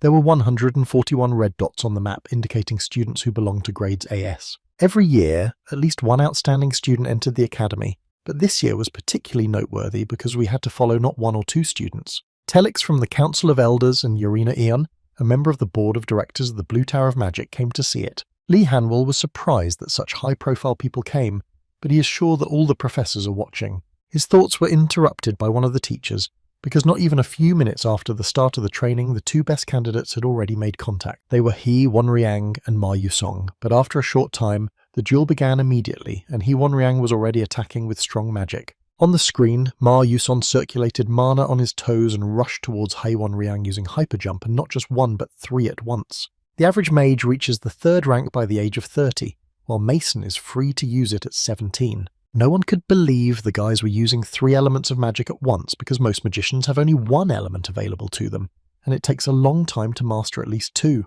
True talent is defined by mastery of 3 elements or more, and they both have had talent since childhood, but then something interrupted the professor's thoughts and surprised him. Suddenly, a huge dust demon burst into the sky. It was a kind of hidden boss event prepared by the professors as a joke, and there was no reward for it. A girl appeared on the body of a strange bird with no signs of life and frozen wings, and sparks flew all over her body. It was Azel. Hidden bosses have never been found by accident. You need to have insight, common sense, prudence, and the ability to think. The eldest daughter of the Grand Duke Morphus the Traitor. If her father had not been so, her talent would have blossomed even more. High-ranking mages would have started talking. Here Lee Han-wol switched to the screen where the princess of the kingdom of Adolabit, Hong Baeon, was fighting with an unknown student. While complaining, the elders focused on the screen and were very surprised to see the magical skill of Flicker, and they were able to see an unusual disciple. Flicker is a spell that many wizards have tried to cast but have failed because it is impossible to control.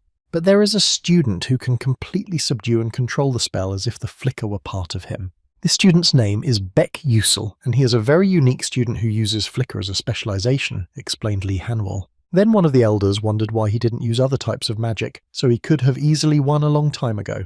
When everyone was asking the same question, there was a sudden crack and a man's voice interrupted and said that this was a serious match. Lee Han-wol's heart skipped a beat and almost fell. The very familiar yet unfamiliar voice was the great sage of the 9th grade, Eltman Eltwin. He said that the way he fought reminded him of the code of honor that existed in ancient times. Eltman mumbled, as if talking to himself, but the mages were stunned by these words, for in the age of magic, chivalry disappeared along with cold steel. Lee Han-wol mentioned that the code of honor is the way of thinking of knights who wielded swords despite living in the world of magic. The essence of the heroes who have been protecting the world from evil since time immemorial, as they say. They always went to battle with evil only with a sword in their hands. It's still a good idea to take up arms when there is magic, but this student is really using a pointer as a sword. But if the Great Sage considers it right, the elders have no choice but to accept. The first training session in the dungeon was already over. Despite his second place, Hwonrian felt defeated, so he immediately went to the S-Class training ground.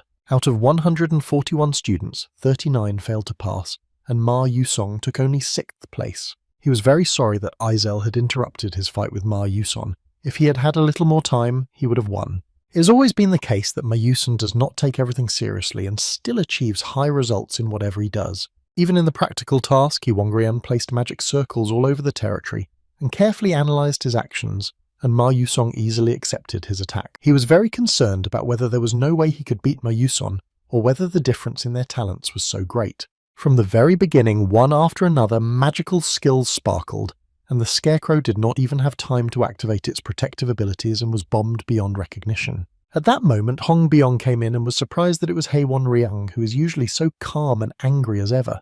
Hong Byong frantically cast the magic of the flame attribute and hit the effigy with all her might because she was angry at her defeat. Even though she lost one pointer, she took 3rd place. Her mother seems to be happy, but if she hadn't won, she would have been punished. Seeing Princess Hwonrian, it seemed to Hwonrian that perhaps her magic had become stronger and more precise. Her fire magic is incredibly powerful and must be difficult to control, so the guy was surprised that she had advanced so much in such a short time.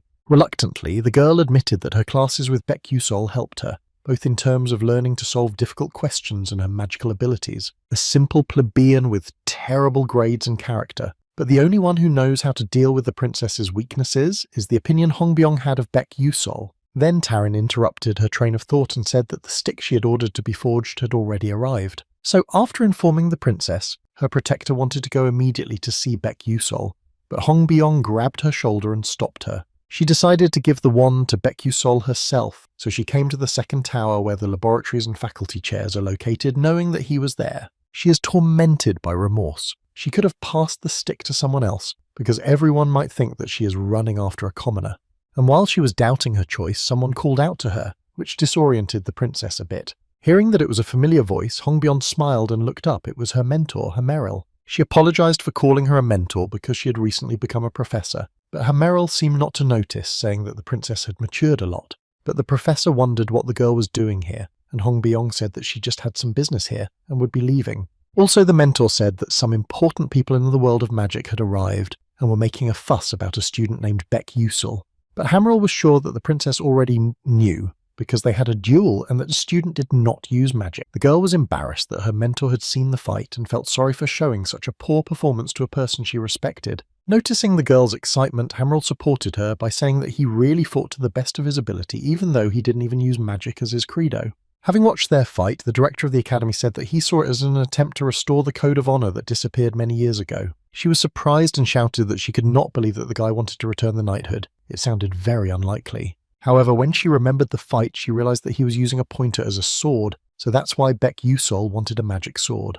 Only giving up magic at the Magical Academy would be an obstacle. The professor agreed with this, but said that he chose this path himself despite this. The fact that Baek Yusol continues to push himself further even after reaching a high level of skill was awe-inspiring to the princess. When the sun began to set, she stood still for a long time as if nailed to the spot and thought about Baek Yusol's credo. If he had told anyone that he wanted to become a knight, they would have laughed at him, but still, Baek Yusol sincerely wanted to become one. During the battle, she was angry and thought he was mocking her.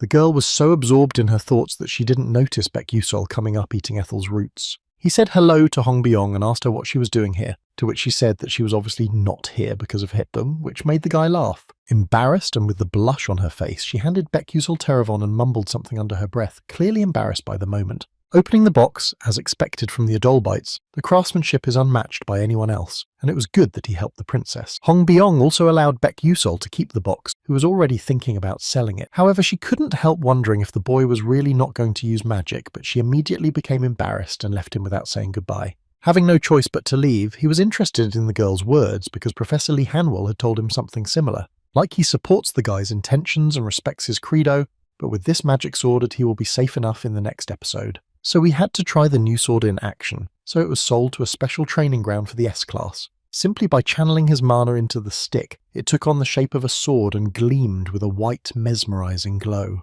If Flame took it, it would be cool because she was a human who had the magic of elves, dwarves and angels, which made her unique. This wand constantly absorbs the wielder's mana, so not everyone can use it, but Flame maintains its mana with the energy of nature. Although Baek-Yusol constantly absorbs mana, it does not accumulate in his body. In other words, the concentration of mana in his breath becomes the source of Terravon. Thanks to the prize for 5th place in the practical training, his strength has improved a bit, so he should start training.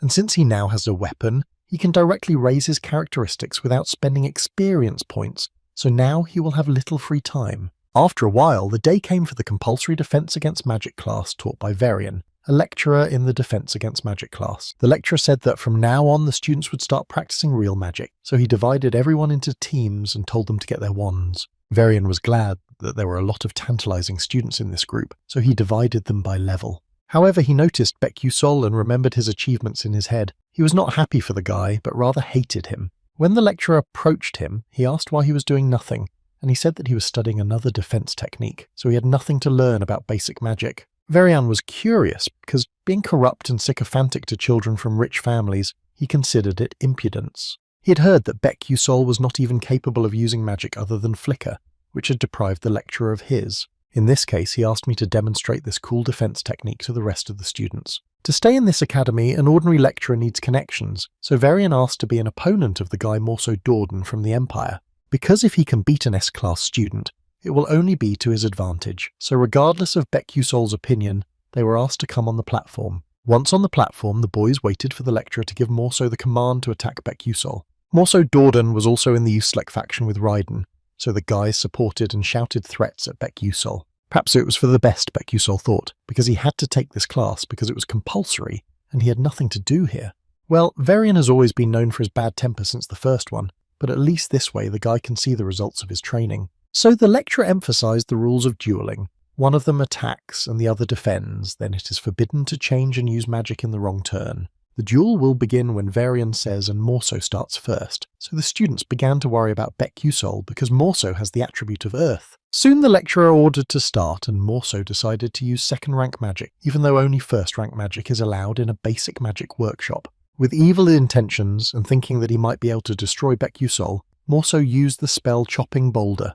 Without much effort, Baek-Yusol simply slashed the spell that was flying at him, which surprised everyone, especially Morso. Even Varian couldn't believe his eyes. The magic would not have disappeared from such an attempt, but Baek-Yusol undoubtedly dispelled the spell. All spells follow the path of mana, i.e., if you dissipate mana, the magic will be dissipated. Baek-Yusol at this time was enjoying the moment. Well, he had trained all these days without rest, now he could barely dispel a third-rank spell. Morso was very angry because how dare he touch his magic, and Varian thought that Morso could not lose because then he would be in trouble. So he said that he has a good technique, but there is clearly a limit to how many spells he can cast if his opponent becomes more aggressive. Understanding the lecturer's hint, Morso immediately began to recite a more serious spell and directed it at Baek-Yusol. It looked like he was going to cripple him so badly that it was too much. The students wondered why the professor didn't stop the duel. But in a flash, a flurry of small boulders flew like rain into Baek-Yusol and Varian stood there in awe. Quickly analysing the situation, Baek-Yusol calculated that 11 boulders were coming at him if he couldn't use Flicker. He has only one way to block all of them, which he successfully did, which made his opponent very angry. Morso went too far. It was obvious that the magic skill he used was at a higher level than a magician in the first grade of high school. Morso's fruitless attack irritated the lecturer because if he loses, Varian will be in big trouble. Meanwhile, Baek-Yusol was surprised to find that he had just repeated the fan technique from a completely different game. The disadvantage of the fan was that it required several times more mental effort to keep Terravon in shape and frequent breathing. In addition, its defense was weaker than other skills that block single but powerful magic attacks. So it's good that it's just a duel. The students around me began to say that it was an amazing technique that no one had seen in textbooks. How many people in the world could perform such sword stunts? As Morso prepared his next attack, he was very angry. He could not bear to see a commoner disgrace him in front of everyone. The students noticed this and became worried about Baek-Yusol again, but only Varian was happy about it because he was the one who was in danger. When Varian still did not stop fighting, someone came out of the room and addressed him with these words. The students stepped aside to make way for the owner of the voice. Prince Jeremy Scalban had been calmly watching from the back, but then he came over and asked why the professor was not finishing the fight. Seeing his smiling face, Varian, like Morso, turned pale, but the prince asked another question. Why did he not let Baek-Yusol attack? Morceau's behaviour was not suitable for a freshman fight, and his opponent could have been seriously injured if he had made a mistake. The students were outraged. Varian was so focused on the duel that he did not notice the reaction of the students who were ready to fight for their rights. Thus, the initiative passed to Baek Yusol, who did not swing his sword quickly, and the magic shield shattered, and the friendly duel ended. Prince Jeremy watched the events and was somewhat happy that Baek Yusol won because he did not expect it. Later in the volunteer room, Jeremy was giving Morceau a preventive talk and he fainted from the number of blows. Next to them stood a girl named Virajani, whom Jeremy asked to look after his friend after the conversation, because it would be a shame if something went wrong. In the Scalvan Empire, where the heir is determined solely by magical abilities, Prince Jeremy Scalvan outran his brothers at the age of 12. The very fact that Morceau is no longer a loyal subject means that the Dordogne is excluded from the political world of the Empire. Not only Morceau, Baek Yusol had also caught the attention of Prince Jeremy, and would no longer be able to live in peace, Virajan thought. The next day, the student group in which Flame was present was preparing for a new alchemy lesson. After the demonstration of Baek Yusol's defense techniques, 2 rumors spread through the school, the first, of course, being the rumor of Baek Yusol's knighthood. And the second was that he defeated Morceau Dordogne. But Flame was annoyed by the gossip because everyone was talking about him. Not that she was looking for attention, but she didn't like it. Flame looked up and alchemy professor Myson Tyran just clapped his hands to get the students' attention. She started the lesson with the basics. Alchemy requires precise measurements and accuracy, just like temperature control. Today, the professor emphasized that the students will be preparing the Tyran fatigue recovery potion she developed. To be honest, it was a bit complicated for Flame, but if you do everything they say, you'll be fine in alchemy class. Alchemy is a very precise science, so Flame tries to avoid it, and she was also very distracted by what was happening in front of her. Myson Tyran yelled at her assistant Altalisa for getting too close to a dangerous ingredient. However, Professor Myson Tyran was destined to become a dark demon later on, so she had no choice but to take an alchemy class to prevent it. Remembering that Baek Yusol was also in the class, she wanted to see what he was doing because she thought he was there to get closer to Aizel. But Baek Yusol seemed oblivious to Aizel's presence, completely engrossed in alchemy. Flame thought he was a pervert when she noticed how much he enjoyed it. Since Flame had good dexterity and concentration, she quickly managed to make the Tyran fatigue restoration potion as instructed by Myson Tyran. Flame looked at Aizel. She was fine and everything looked normal, but Aizel had made a potion to restore Tyran's fatigue, just like Flame. While working on the original, she accidentally acquires Maella's notes on magical techniques from an old bookstore. Oddly enough, a detailed alchemical formula was written down in them, and following it she accidentally created Tseridid, an anti-fatigue remedy superior to the Tyran fatigue restoration potion. Her embarrassment was interrupted by Myson, who told Baek Yusol off for changing the ingredients, to which he replied that it was more effective. But it wasn't the Tyran fatigue potion he'd been told to make, and then Flame realized that he'd made the potion Aizel was supposed to make. The woman told Baek Yusol that he did not even listen to her, which is why commoners are simply not suitable for them. In the novel, this phrase is "that's why your family is in decline," and it was directed to Aizel. These words hurt her, and she was not herself until she finished the potion. What if Baek Yusol knew about this and deliberately got in front of Professor Myson to shield Aizel from it, Flame thought. The professor has a lot of influence in Stella's academy, and if you dislike her even once, you can feel the consequences in your grades, even in other classes. Meanwhile, the professor yelled at Baek Yusol for his manner of communication and said she would call his parents, to which he replied that he was an orphan. The alchemy was so interesting that Baek Yusol got too carried away and completely forgot about the unpleasant development. Whatever Myson said had nothing to do with Baek Yusol. He thought maybe tomorrow he could make a decoction of Coca-Cola and kimchi for lunch. Time passed unnoticed, and a few weeks later, Baek Yusol changed the professor's recipe again, using the wrong materials to improve the results. They were arguing again, so Baek Yusol decided to check her with his glasses, and saw that the progression of dark magic infection was already 21%. It was the beginning of the 8th episode of the game in which Myson could not overcome her negative emotions and went through a dark demonization, becoming one of the villains. As soon as the influence of the dark demon reaches 90%, it will completely become a monster, but until the progress reaches 50%, it cannot be detected by magic. Now Baek Yusol will not prove that she is an accomplice of darkness, so you need to provoke her, and when the progress is more than 50%, lay out the demon killers. Normally, a demon's blackening can be removed before I'm fully demonized, but Mason is a demon contactor, which means she joined the alliance of her own free will. The 4th episode hasn't even started yet, and there's already a strong boss, and if you don't take action, she'll turn the other students into demons. Baek Yusol's behaviour irritated Mason, so he can't expect good grades in this subject. The more attention you pay to Baek Yusol, the less others will get hurt. The better to work on your body instead of your lessons, the boy thought. However, his joy came to an end when the practical exam came, which was a group project.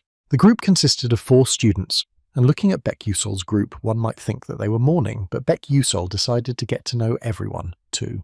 After he introduced himself, the others introduced themselves, or Kasun, Mal-Lebanon and Aizal, but this did not encourage the group. It seemed to make it worse. One of the boys said that Professor Meisen gives bad grades to all the students she doesn't like, but Aizal interrupted him and said that there was no reason to give up. The practical exam is conducted by at least 3 alchemists from the Castle of Alchemy, which means that the professor will not be able to influence their performance on his own. Aizal's words really encouraged the group of students, so they promised to try their best and successfully complete the tag. However, making a potion of Power D will not be a problem for them thanks to their shared knowledge, but they need to gather the best ingredients. So to collect the main ingredient is the tail of the fire lizard, so he needs to carefully select the ingredient so that it is fresh. Meanwhile, Professor Meisentyren called one of the students and asked him to send this note to the first-year students of Group C Alchemy. But the exception should be the 12th group, in which Baek Yusol is located, because they do not need to know this information. The practical exam in alchemy is conducted by officials from the Castle of Alchemy. If Baek Yusol shows a miserable result, he will not become an alchemist. The S classroom where Flame usually trains, when a boy suddenly approached her and handed her a note from her professor. It was a note from Professor of Alchemy Meisen, who warned me not to tell anyone about this note, and that she should understand. The note said that the task of the practical test had been changed from the Potion of Vitality to the Potion of Tyrann's Instruction. So if Baek Yusol knows the plot of the novel, he will prepare for the incident and bring the scales of an italic spider instead of the tail of a fire lizard. This is how Flame got a chance to test Baek Yusol on whether he knew the plot of the original novel. The next weekend, using the portal after which Baek Yusol got a headache, he arrived at the Dayrivel Stadium. Then someone began to speak in front of him. It was a guide who greeted Baek Yusol and called him a magician.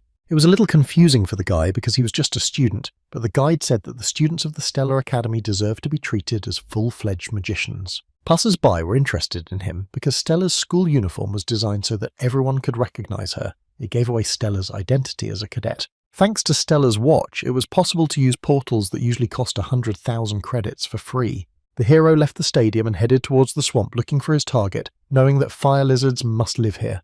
The fire lizard's endurance and strength are higher than those of local animals, and to defeat it you need second-rank magic due to its high resistance and mobility. Before that, Baek Yusol had already tried his hand at monsters with the first security level, and it was just a matter of time before he could handle the second level as well. Thanks to his sixth sense, he knew that a fire lizard was already nearby, and knew where it would attack from. Since lizards immediately rush at the enemy due to their mobility, she quickly approached Baek Yusol, but he was fast and destroyed her with one blow.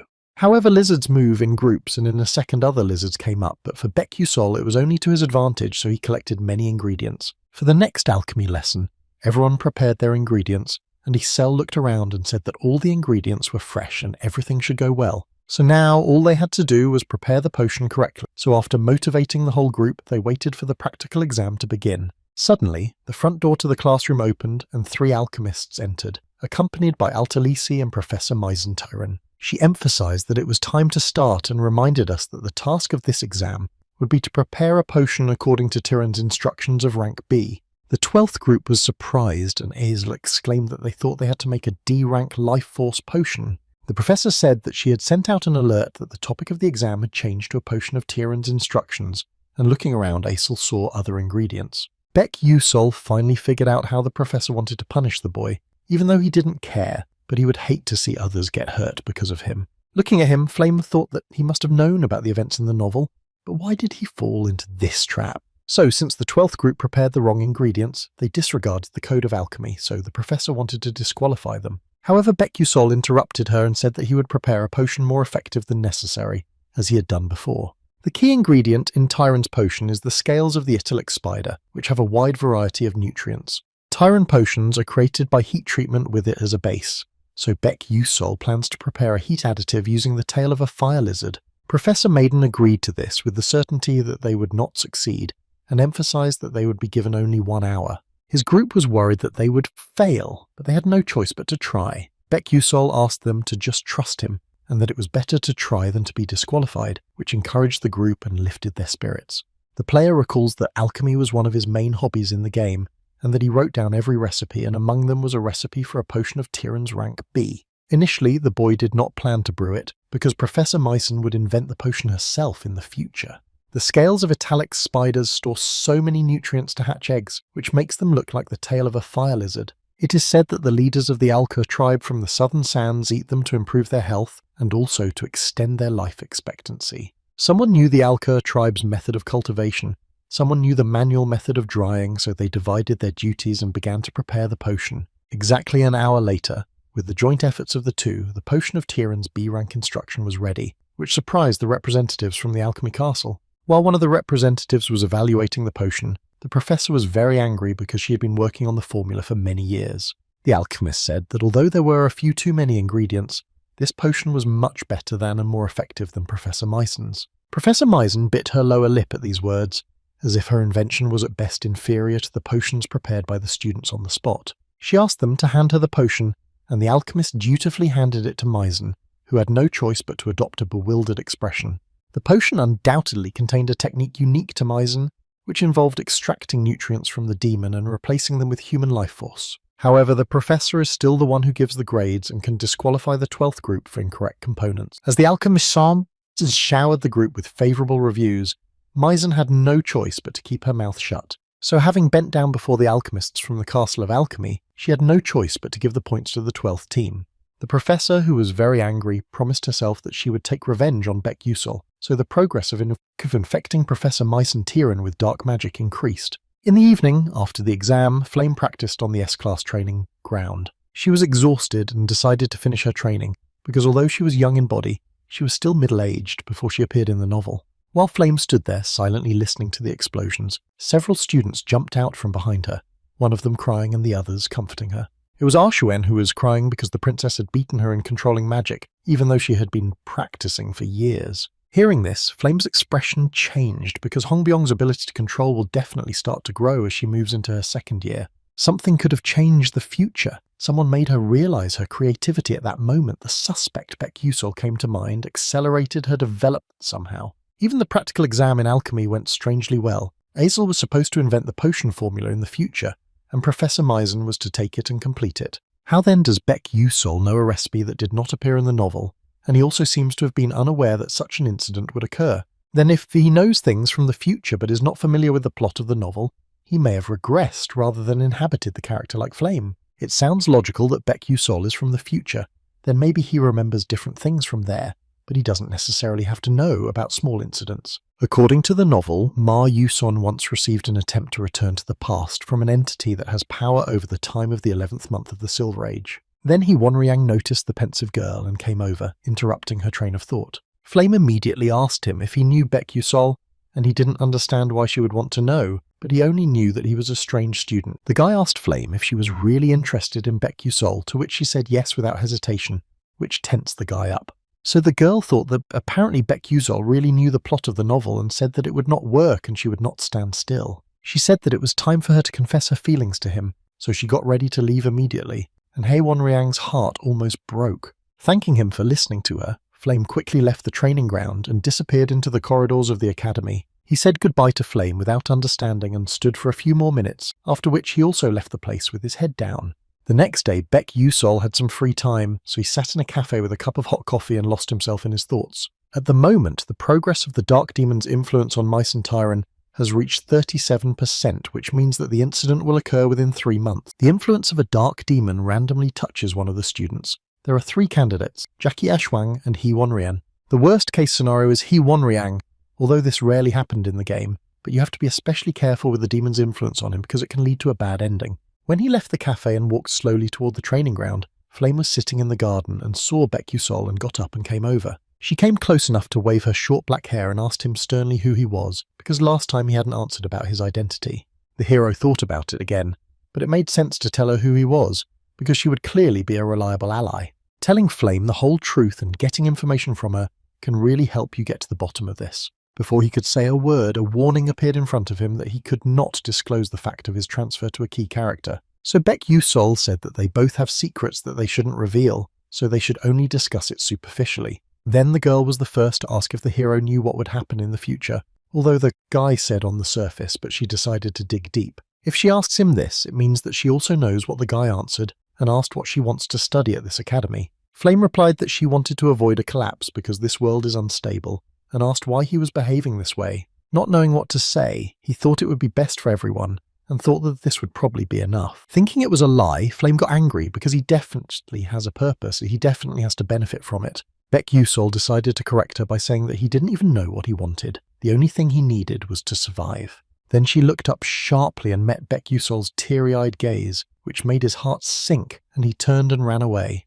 Baek Yusol stood there in a daze because it was something ridiculous, and at that moment Hae Won-ryang quickly approached him and asked why Flame ran away in tears. Ma Yusong's rival, the strongest man in the world, was looking at me with such a cold stare it would be very difficult if there was a misunderstanding with him. Mentioning that Hae Won-ryang suffers from unrequited love for Flame Baek Yusol, replied that there is nothing between them and never was, so he shouldn't worry. Blushing, Hae Won-ryang apologised and said goodbye to Baek Yusol, turning around and quickly leaving. It was a little confusing for him, because in the original story Hae Won-ryang was cool and calm, but now he shows such unstable behaviour. In the evening, Azel sat and tried to study some material, but she could not concentrate on it. She was troubled by the fact that during the practical exam she asked Baek Yusol if he had really come up with the mixing method in a hurry. Then the guy thought about it and said that he had read a little bit in books, but basically he really came up with it on the spur of the moment. Azel always considered herself a genius and thought that if she kept trying she would soon surpass her teacher. She believed in it, but now she doubts herself because at this rate she will never be able to avenge her father. The disgusting and vile Adolbites had made her father a traitor and executed him, so she needed to become stronger as soon as possible, she thought. So patting herself on the cheeks, she said she couldn't leave it like that, and she had to try harder, and then she practiced until late at night. Meanwhile, Flame was already in bed. She moved into the room because she likes the bustling life around her. As she lay there, she thought about Baek Yusol, because she thought he had no specific goal, which confirmed her guess that he had regressed. In the last part of the novel, the 11th month of the Silver Age told Ma Yusun that he could turn back time. However, the price will be the loss of memory, and after the mission is completed, he will disappear, and no one will even remember who saved the world. So the 11th moon asked him again if he would agree to it, because even his family would forget him, and Ma Yusun almost agreed. But Azel stopped him by saying that rather than live in the world without him, she would rather meet the end remembering him. Her words proved to be convincing, and Ma Yusun refused to regress, so in the epilogue the world was destroyed. If this world is really different from the novel's plot, and Baek Yusol used the power of the 11th month to regress, therefore, after the mission is completed, he will disappear, and all traces of his activities and existence will be erased from this world. On the other hand, someone who has to lose most of his memory and is left with only one goal, to survive, said he just wants to survive. Suddenly, as if intending to interrupt Flame's thoughts, Jackie came running and said that Hae Won-ryang had come to see her. Jackie told him that he was waiting on the first floor of the dormitory, to which Flame replied that she didn't care and told him to say she was not there. Her friend wanted to make some arguments and persuade the girl to leave, but she didn't care and went to sleep on the other side. With no other choice, Jackie threw on her cloak and ran to Hae Won-ryang, who was eagerly waiting for Flame. He didn't know the girl and asked who she was and where Flame was, to which Jackie said that Flame wasn't feeling well, so she went to bed early. Without even saying goodbye, the guy turned around and said he was leaving, and thought that she was in a bad mood because she had denied Baek Yusol's feelings. Jackie stood further away because she was incredibly in love with Hae Won-ryang, and he couldn't even remember her name. It was always Flame's high abilities and the attention of others that always went to Flame, and most painfully for Jackie, Hae Won-ryang's heart.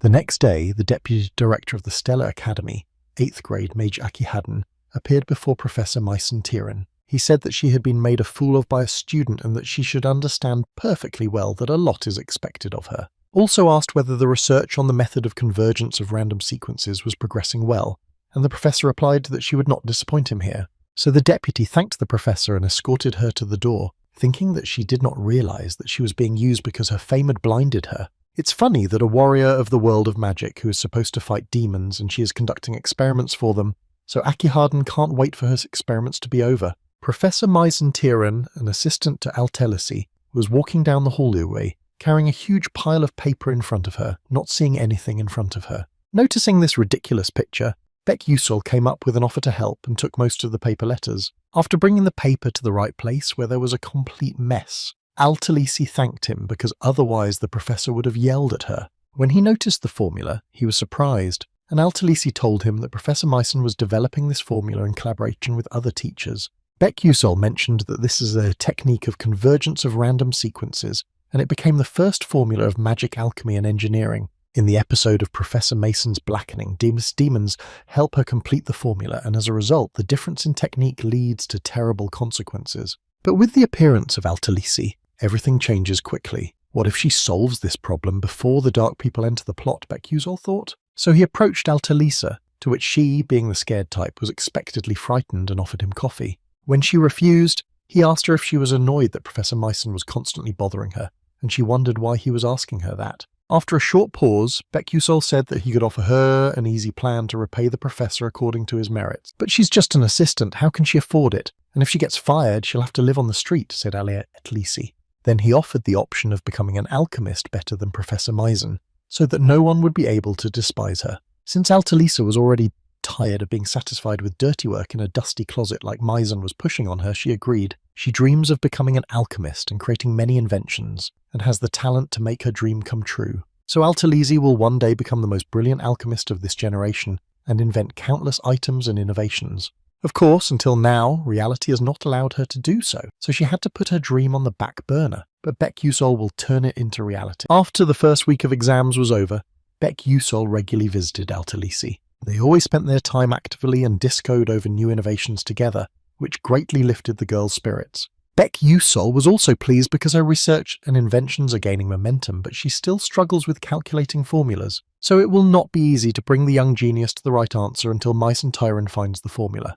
While he was thinking, Flame noticed him walking down the hall and came over to tell him that he was going to bump into someone while he was thinking and called him old. She began to treat him with more scrutiny than before, which annoyed Becusol, but he decided to ask her about her friend Jackie. Thinking that the guy wanted to meet her, she cringed and said that it was illegal, but Becusol hadn't finished speaking yet and asked to hear the rest. Because if Jackie was under the influence of a demon, she would be extremely unstable, so he asked Flame to look after her. Not understanding the boy's strange request, she agreed to go hunting this weekend anyway, as the season had just opened. Becusol already knew where they would go, to the location where the 4th episode of Martevis Cemetery would begin, and where all the main characters would go. The battle will be great, and a 5th-ranked necromancer, Becusol, will appear. He did not want to participate, but a secret reward will help him greatly with the familiars. So he went to the 2nd main tower, found instructor Lee Hanwol, and filled out an application for a hunting pass. After looking at Becusol's application, Lee Hanwol realized that fencing or the honor code is difficult to learn at the academy. Mayusen's application for time off was on the table, so he decided to find out more just in case. He then said that many students took time off to go hunting, to which the professor agreed that they were going hunting to score more points. Just as Becusol thought, even though Ma Yusong and Haewon-ryang had high grades, they still persisted, but the teacher said that Ma Yusong actually asked to go home. Surprised by this, he realized that without Ma Yusong, they would not be able to deal with the necromancer. Not knowing what got into Ma Yusong, because he would never leave without a good reason, but this team can't handle a 5th-level necromancer.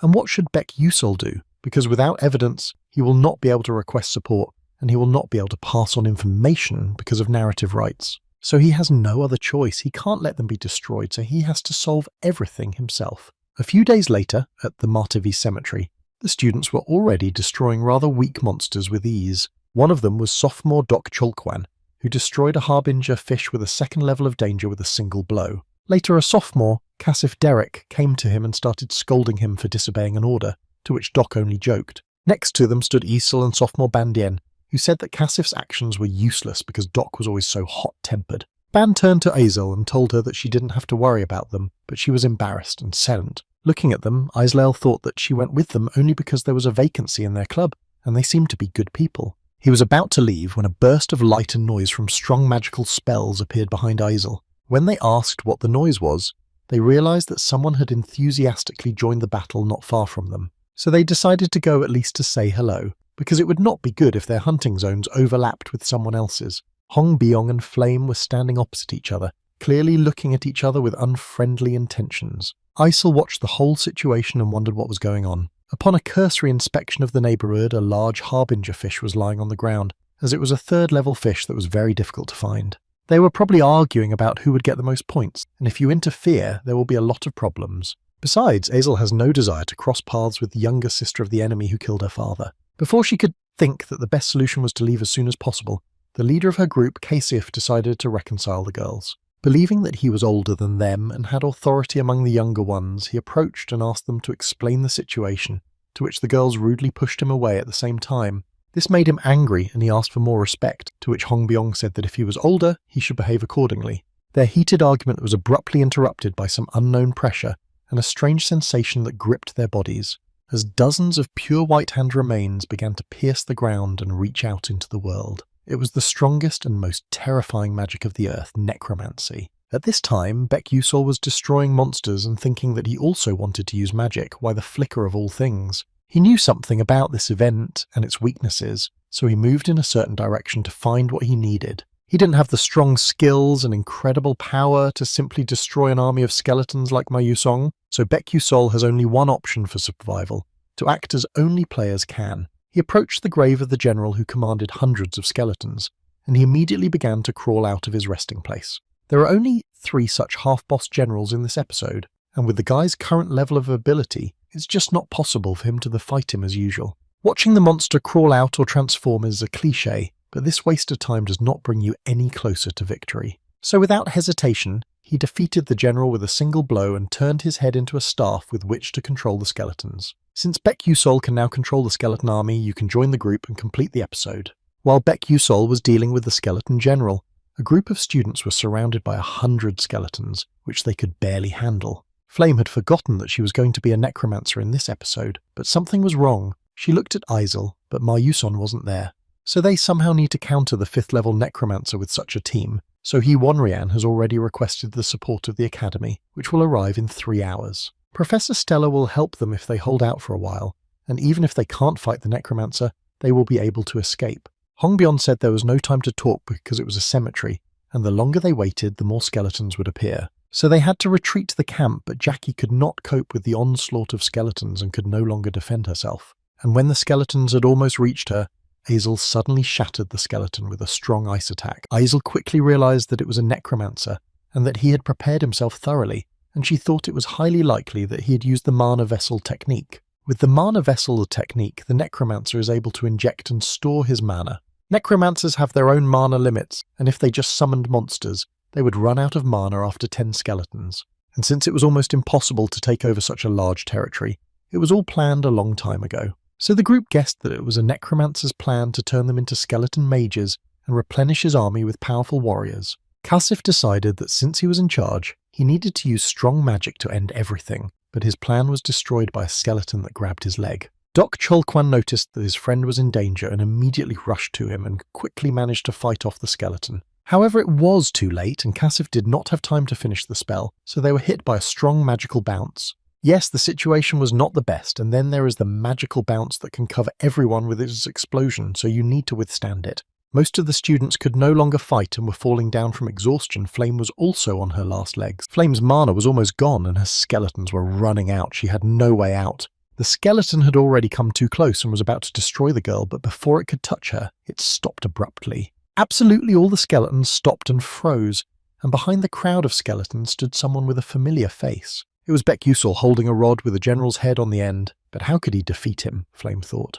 The general is much stronger and more powerful than ordinary skeletons and is guarded by the elite, and Baek Yusol was able to defeat him alone. Thanks to him, everyone was saved from certain death and the sophomores thanked him for his bravery. But Aizel was curious how he got the general's head, and he joked that he just pulled it out of a pile of bones. So you need to come up with a plan of action quickly, because when the necromancer realizes that he cannot use the generals, he will begin to control the skeletons directly. Then the sophomores asked him if he had a plan, and he said that on the way here he had seen a necromancer near the camp, so they would not be able to escape the encirclement. Therefore, they have only one option, to destroy the necromancer, because although they have strong magic, they are physically almost nothing.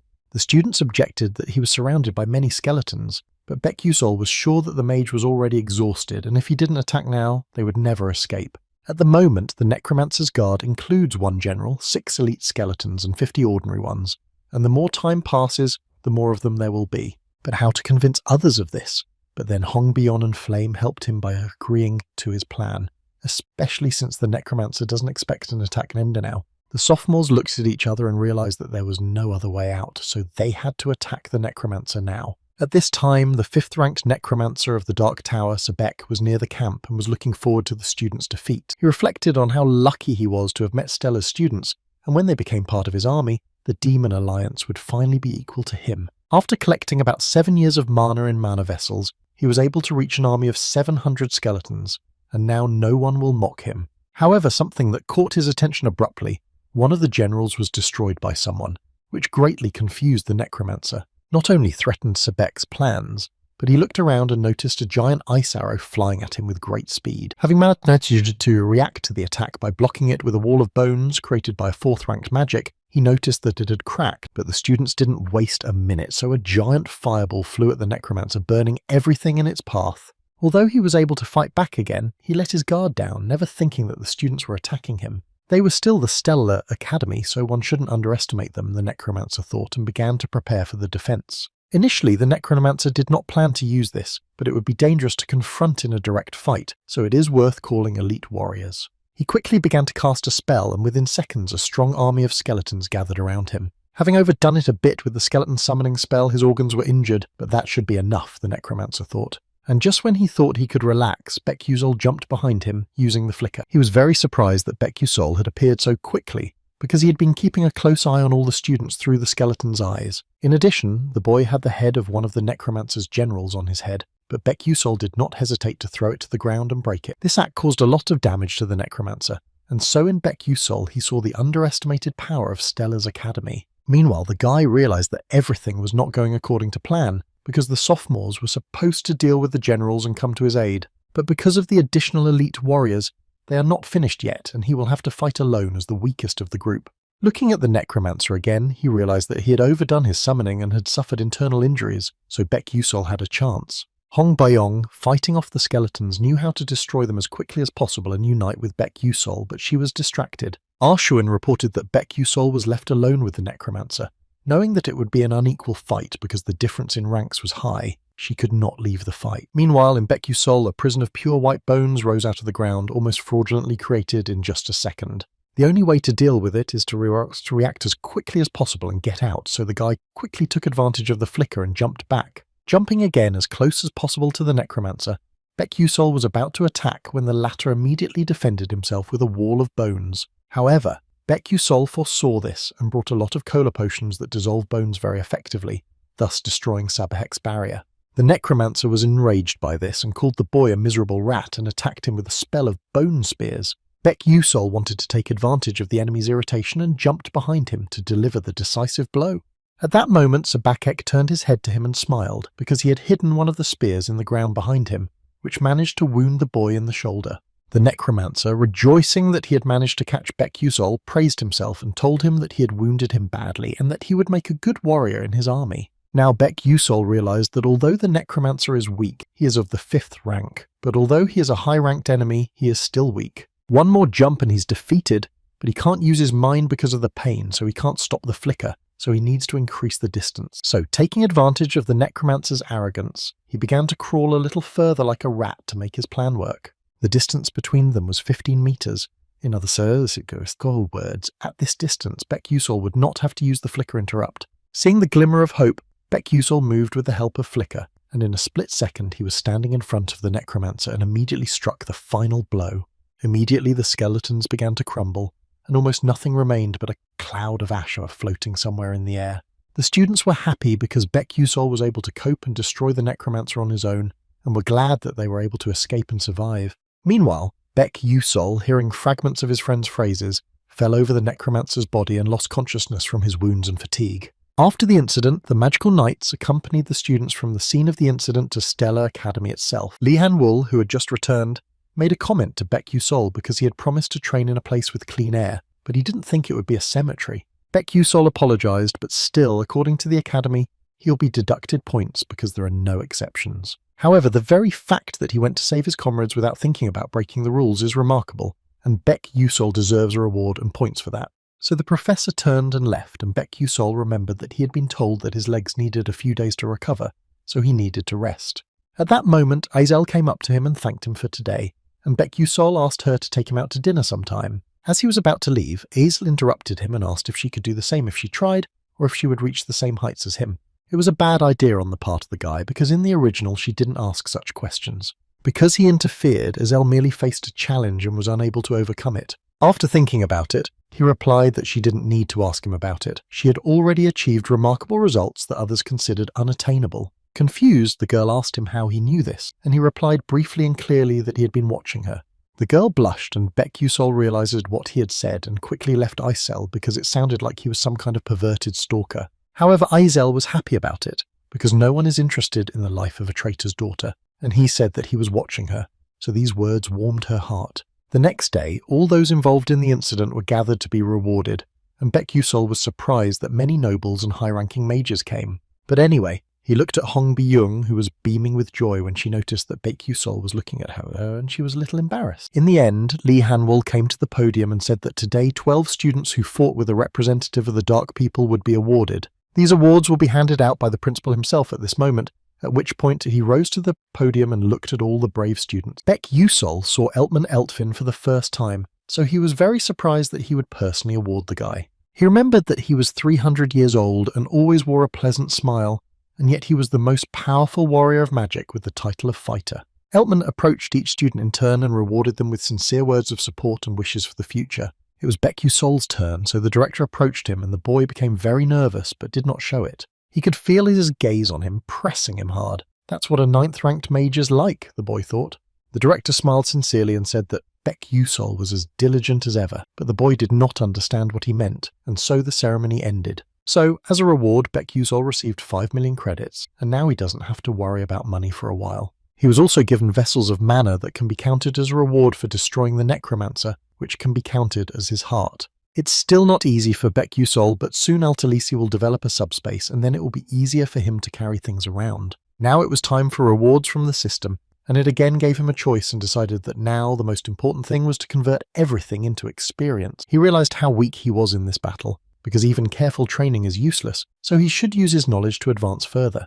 The experience conversion he chose improved the flicker skill and opened the possibility of using it up to 3 times continuously. Meanwhile, Aisel was in a meditation class on the journey into the abyss where she diligently followed the professor's instructions. But Aisel accidentally fell asleep and the professor flew up in the form of a butterfly and told her that magic was forbidden during meditation. She looked up and couldn't believe her eyes. She had accidentally created an ice boulder above her, even though she hadn't used the technique. She glanced at the other students, but they didn't notice anything. Even though it was first-rank magic, they should have felt the flow of mana anyway.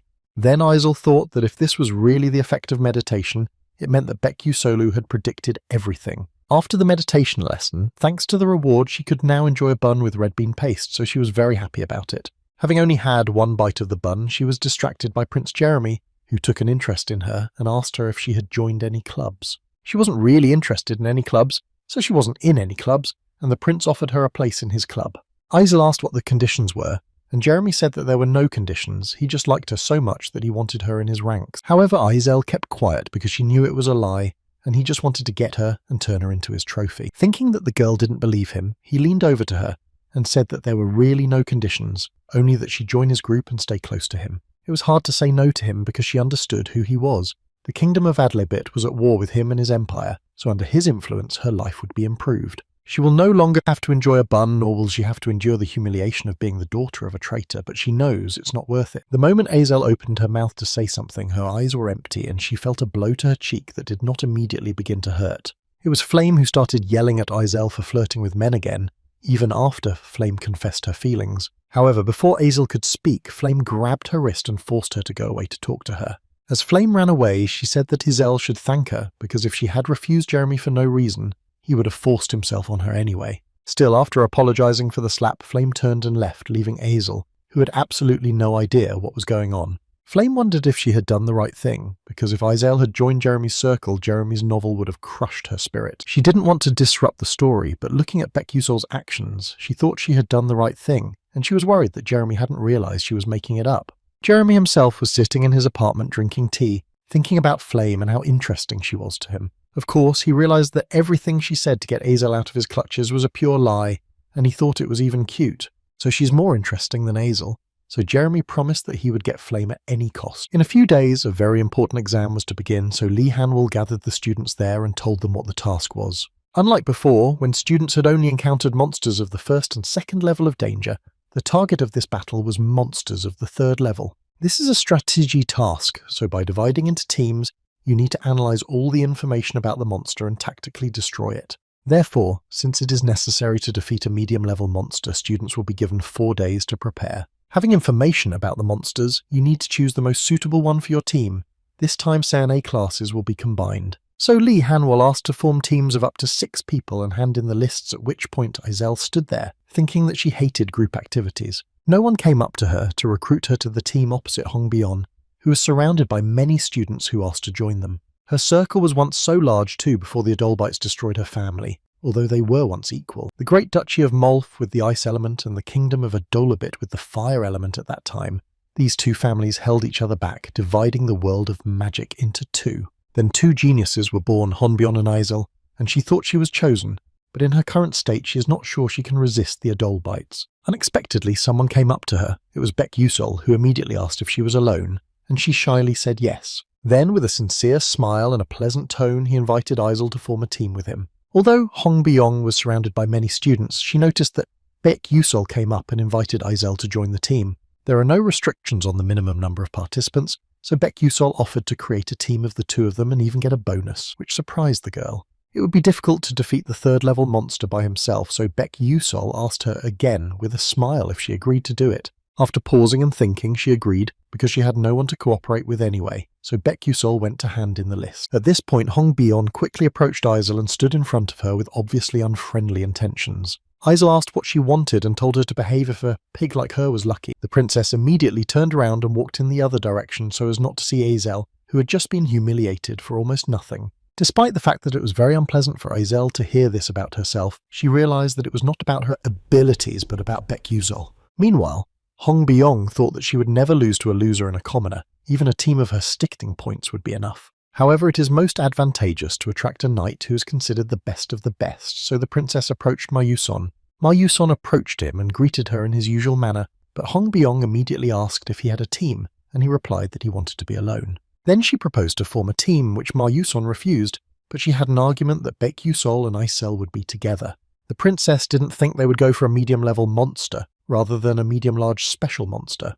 So she asked him again if he agreed, and Ma Yuson smiled and said yes, because he had wanted to compete with Baek Yusol for a long time. Well, having agreed with Ma Yuson, the princess looked at her rivals and thought that this time she would surpass them. 4 days later, Professor Lee Havol gathered the students in the test hall and announced the start of the practical exam for A and S classes. Flame stood aside and waited for her turn.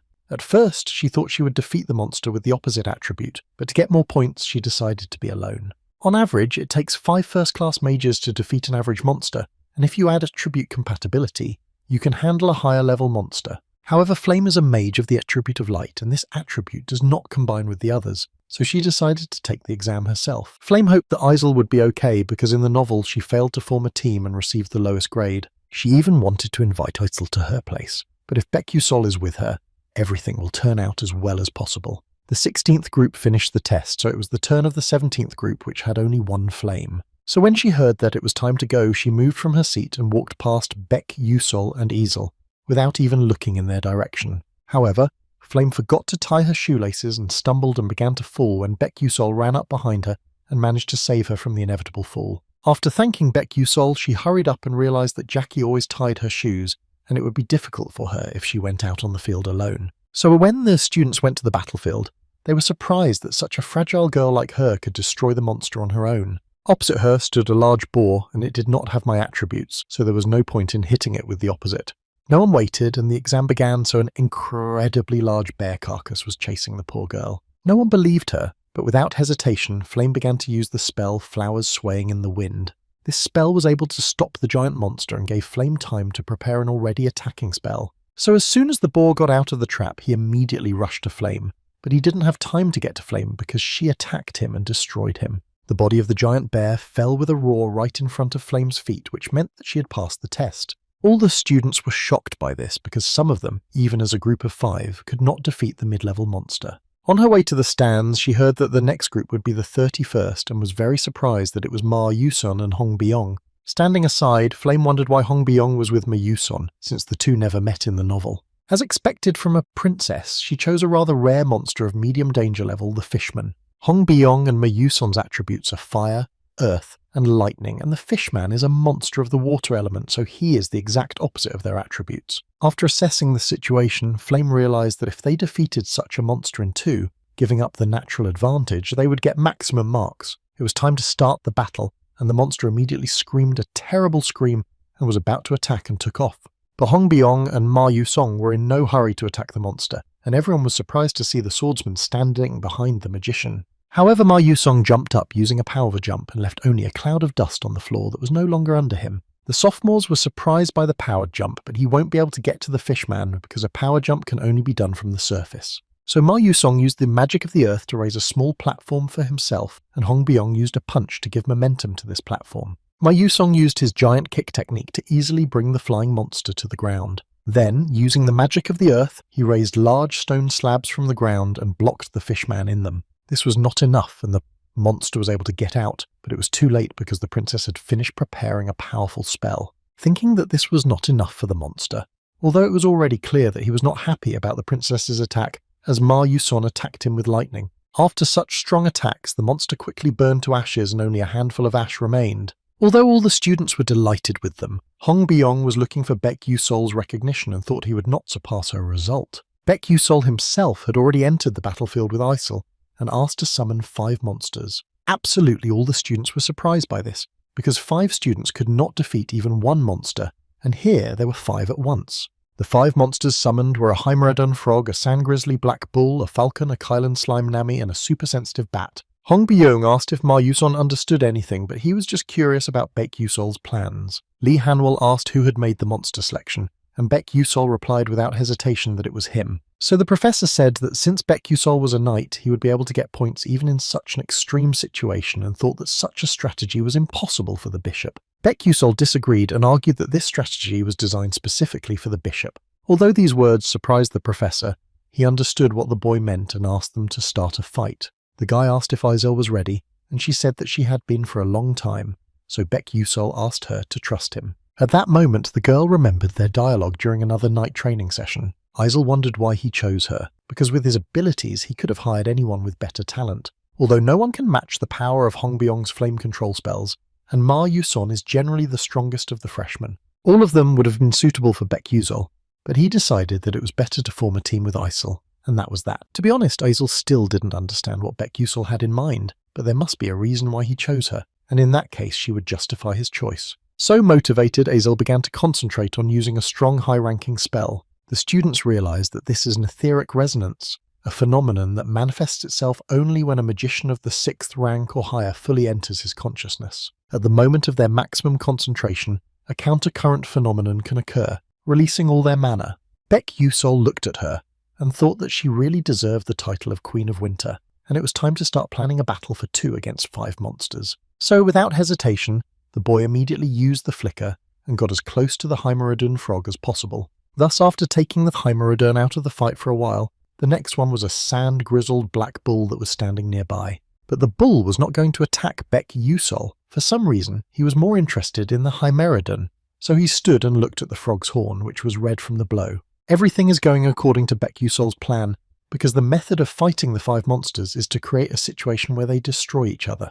To pit your enemies against each other is called the strategy of the borrowed knife, when you don't need to waste your own strength but take someone else's knife. Once upon a time, the veterans of the game thought about how to defeat many monsters in a small group, and after many attempts found a way to use the monster's features against them. First, you need to attack the Highlander, after which its horn will turn red, which will cause instinctive aggression in the black bull. An excited black bull will release sand from its body, scattering it everywhere, and when this sand falls on the slime army, it will start creating a lot of water to keep it from drying out. Then the Kaiden falcon, sensing moisture, will begin to scream loudly at the level of the 7th octave, if not higher. And finally it will provoke the hypersensitive bat with its sensitive hearing, after which it will attack the Kaiden. The teachers were surprised that the monsters didn't get along, and praised the boy for understanding the characteristics of the monsters he chose. But what really impressed them was Isel's concentration, because even in the midst of this chaos she was focused and her mana was stable. It is immediately apparent that Isel sincerely trusts herself and her protection to her knight Baek Yusol, who has been tirelessly defending her from the chaotic attacks of the monsters. Looking at Baek Yusol, Ma Yuson asked Princess Hong Byong if she thought Baek Yusol looked like the perfect knight to protect his princess. Finally, Isel opened her blue eyes and grabbed her stick, then the water on the ground froze and a giant flower grew high in the sky. But eventually the ice would be broken, and all their attention would be focused on Isel because she had just made a high-profile attack. However, before that happened, the shiny and beautiful flower shattered into pieces, turning into a sharp weapon that fell in all directions. This did not help to destroy the monsters, and so all the professors thought that although the team failed, they would already have high marks for this attempt. When they were about to make this decision, Azel pulled the opposite one into the air, and the cluster of blue light that served as the petals of the crystal flower still remained. Everyone thought it was part of an ice flower that blossomed with the ice and turned into leaves, but her specialty was magic that combined ice and lightning at the same time. Her magic was close to art. It was a destructive art aimed at destroying enemies whose beauty was admired by everyone. Before, she didn't believe she could use the two attributes, but Bekyusol said he believed in her and let her believe in his belief in her. Until now, she had nothing, no faith in her purpose, and no one to support her and recognize her path. But everything has changed, and now she has her own light that illuminates the road in front of her, so she doesn't have to wander in the dark. So the assessment of the 32nd team's abilities was over, and Azel stood in the arena with a sweet smile on her face. The next day, the results were tallied and posted for review, and Ma Yusong and Hong Byong confirmed that they had taken second place. So the princess accepted defeat, even after they defeated a mid-level monster that even had the opposite attribute. Then the princess thought, what if her knight was Bekyusol? Maybe then she could also show such strong magic. If there is a perfect knight in this world, it would be logical for him to serve Hong Byong, the one who will become the perfect queen, the princess thought. She would probably be lying to herself if she said that she had accepted it, so she decided to find out more about Bekyusol. When she decided to leave, she noticed Sion Orkan, so the princess quickly passed because she thought that she had come to gloat over her defeat of such a team. Saoran looked at the girl's back and said that she hadn't learned anything. At this time, Flame was sitting in the library writing something, but she was worried that Azel had mastered the crystal flower so early. This spell became her signature one as soon as she believed in herself in the future, after she had passed all the tests. In the original, Azel was about to fall, but she showed a crystal flower, probably thanks to Bekyusol. In the original plot of Ma's novel, Yuson and Azel confess their feelings to each other, while the world around them is collapsing. But what if there's another storyline that Flame doesn't know about, where the side character Bekyusol loves Azel, and the moment of disaster wanted to regress instead of Ma Yuson? This regression allows you to create a world in which his beloved survived, even if she does not remember for him, whether Bekyusol will be satisfied with the result. Love was so fueled that he decided to turn back time at the cost of his existence in the world. I wonder how Flame thought about it. Since Bekyusol completed the 5th episode, he could have benefited from an additional reward from the system. The guy realized that he had already strengthened his skills enough, so it was better to prepare for the next episode. So he did not hesitate to request an item called the Key of Ephaniel, and the system thought about it, but gave him the item. Although this item is not of the level of an ancient relic, it is still a very rare item available only to the strongest players. This key gives access to the place where the deities exist, but to use it, you need to leave the academy. But after the incident with the necromancer, it became difficult to get time off, so I need to join a club to get permission to leave the academy. The next day, at one of the lectures, Bekyusol successfully wrote an essay and decided to go look for a club for himself. He stood and looked at the bulletin board, choosing a club that would suit him, because not everyone is given permission to leave the academy, so you need to think carefully. Azel was standing next to Bekyusol, so he asked her if she hadn't joined a club yet, and she replied that it was strange. He was sure that many clubs would like to have her, but she didn't think so because of her status. After the practical exam, people's opinions of Azel have changed a lot, and she should understand this better than anyone else, but she still needs to choose carefully. Suddenly, as if on purpose, Mayuson crept up on them as quietly as possible and put his hand on Bekyusol's shoulder and greeted them. He liked their performance at the exam, and also heard that the recent battle with the necromancer was led by Bekyusol, which made him admire him. Leaning closer and looking at him with a look that pierced to the core of his soul, Ma Yuson said that he knew that Bekyusol thought differently from others. Bekyusol did not hesitate to say that he was a commoner, so he had to try harder than others, to which Ma Yuson replied that having a better time than him. I had to ask Ma Yuson what he does on weekends, and he replied that he prepares his homework, which surprised not only Bekyusol but also Azel. Ma Yuson is also studying and training, but he doesn't look like a nerd, Bekyusol pointed out, to which he replied that he had only recently started doing all this, but he was supposed to start working hard later. What was the reason, Bekyusol thought, and then Isel realized that it was the practice. Ma Yuson agreed, because if it wasn't for Izel, who for some reason called her lady, which made her angry that she didn't show up, he would have lost to Hei Wonriang. In the original plot, Ma Yusong and Flame were supposed to easily defeat Hei Wonriang. However, due to the Baek Yusul, Flame was delayed and had to face an opponent himself, so it turns out he also changed early. It was for the best at this rate. They will try harder, and unlike Bakusol, their progress has a positive impact on the happy ending. Realizing that Baek Yusul had not yet joined any club, Ma Yuson invited him to his club, but he said that he would think about it if he was satisfied with the conditions. So, as expected, Ma Yuson asked him what conditions he wanted, and Baek Yusul began to list a bunch of conditions, the main one being permission to be active outside the academy. Aizel was surprised by such demands, but the hero understood this and just joked. Ma Yuson accepted these words and offered to create such a group for him, even with a condition for special outings. Baek Yusul asked what the benefit was for Ma Yuson, and he replied that it was simple, because Baek Yusul was special. The guy just mentioned that one of Ma Yuson's main problems was his loneliness, so he decided to agree to it, and he was so excited. Also, Baek Yusul decided to bring Aizel with him, because in the original they were inseparable, so now she can fix Ma Yuson's psyche. Baek Yusul had an idea, so they filled out a club registration form and called their group the Tasty Places Club, and their goal was to research restaurants. Aizel asked if this would work, because to get a seal that allows the activity, you need a teacher leader to blow, and at least 4 of them. For Ma Yuson, this was not a problem, because he would deal with the participants and seals, but the teacher would be a challenge. This surprised Baek Yusul because Ma Yuson can even get special permission to take time off, to which he replied that they are just garbage. So Ma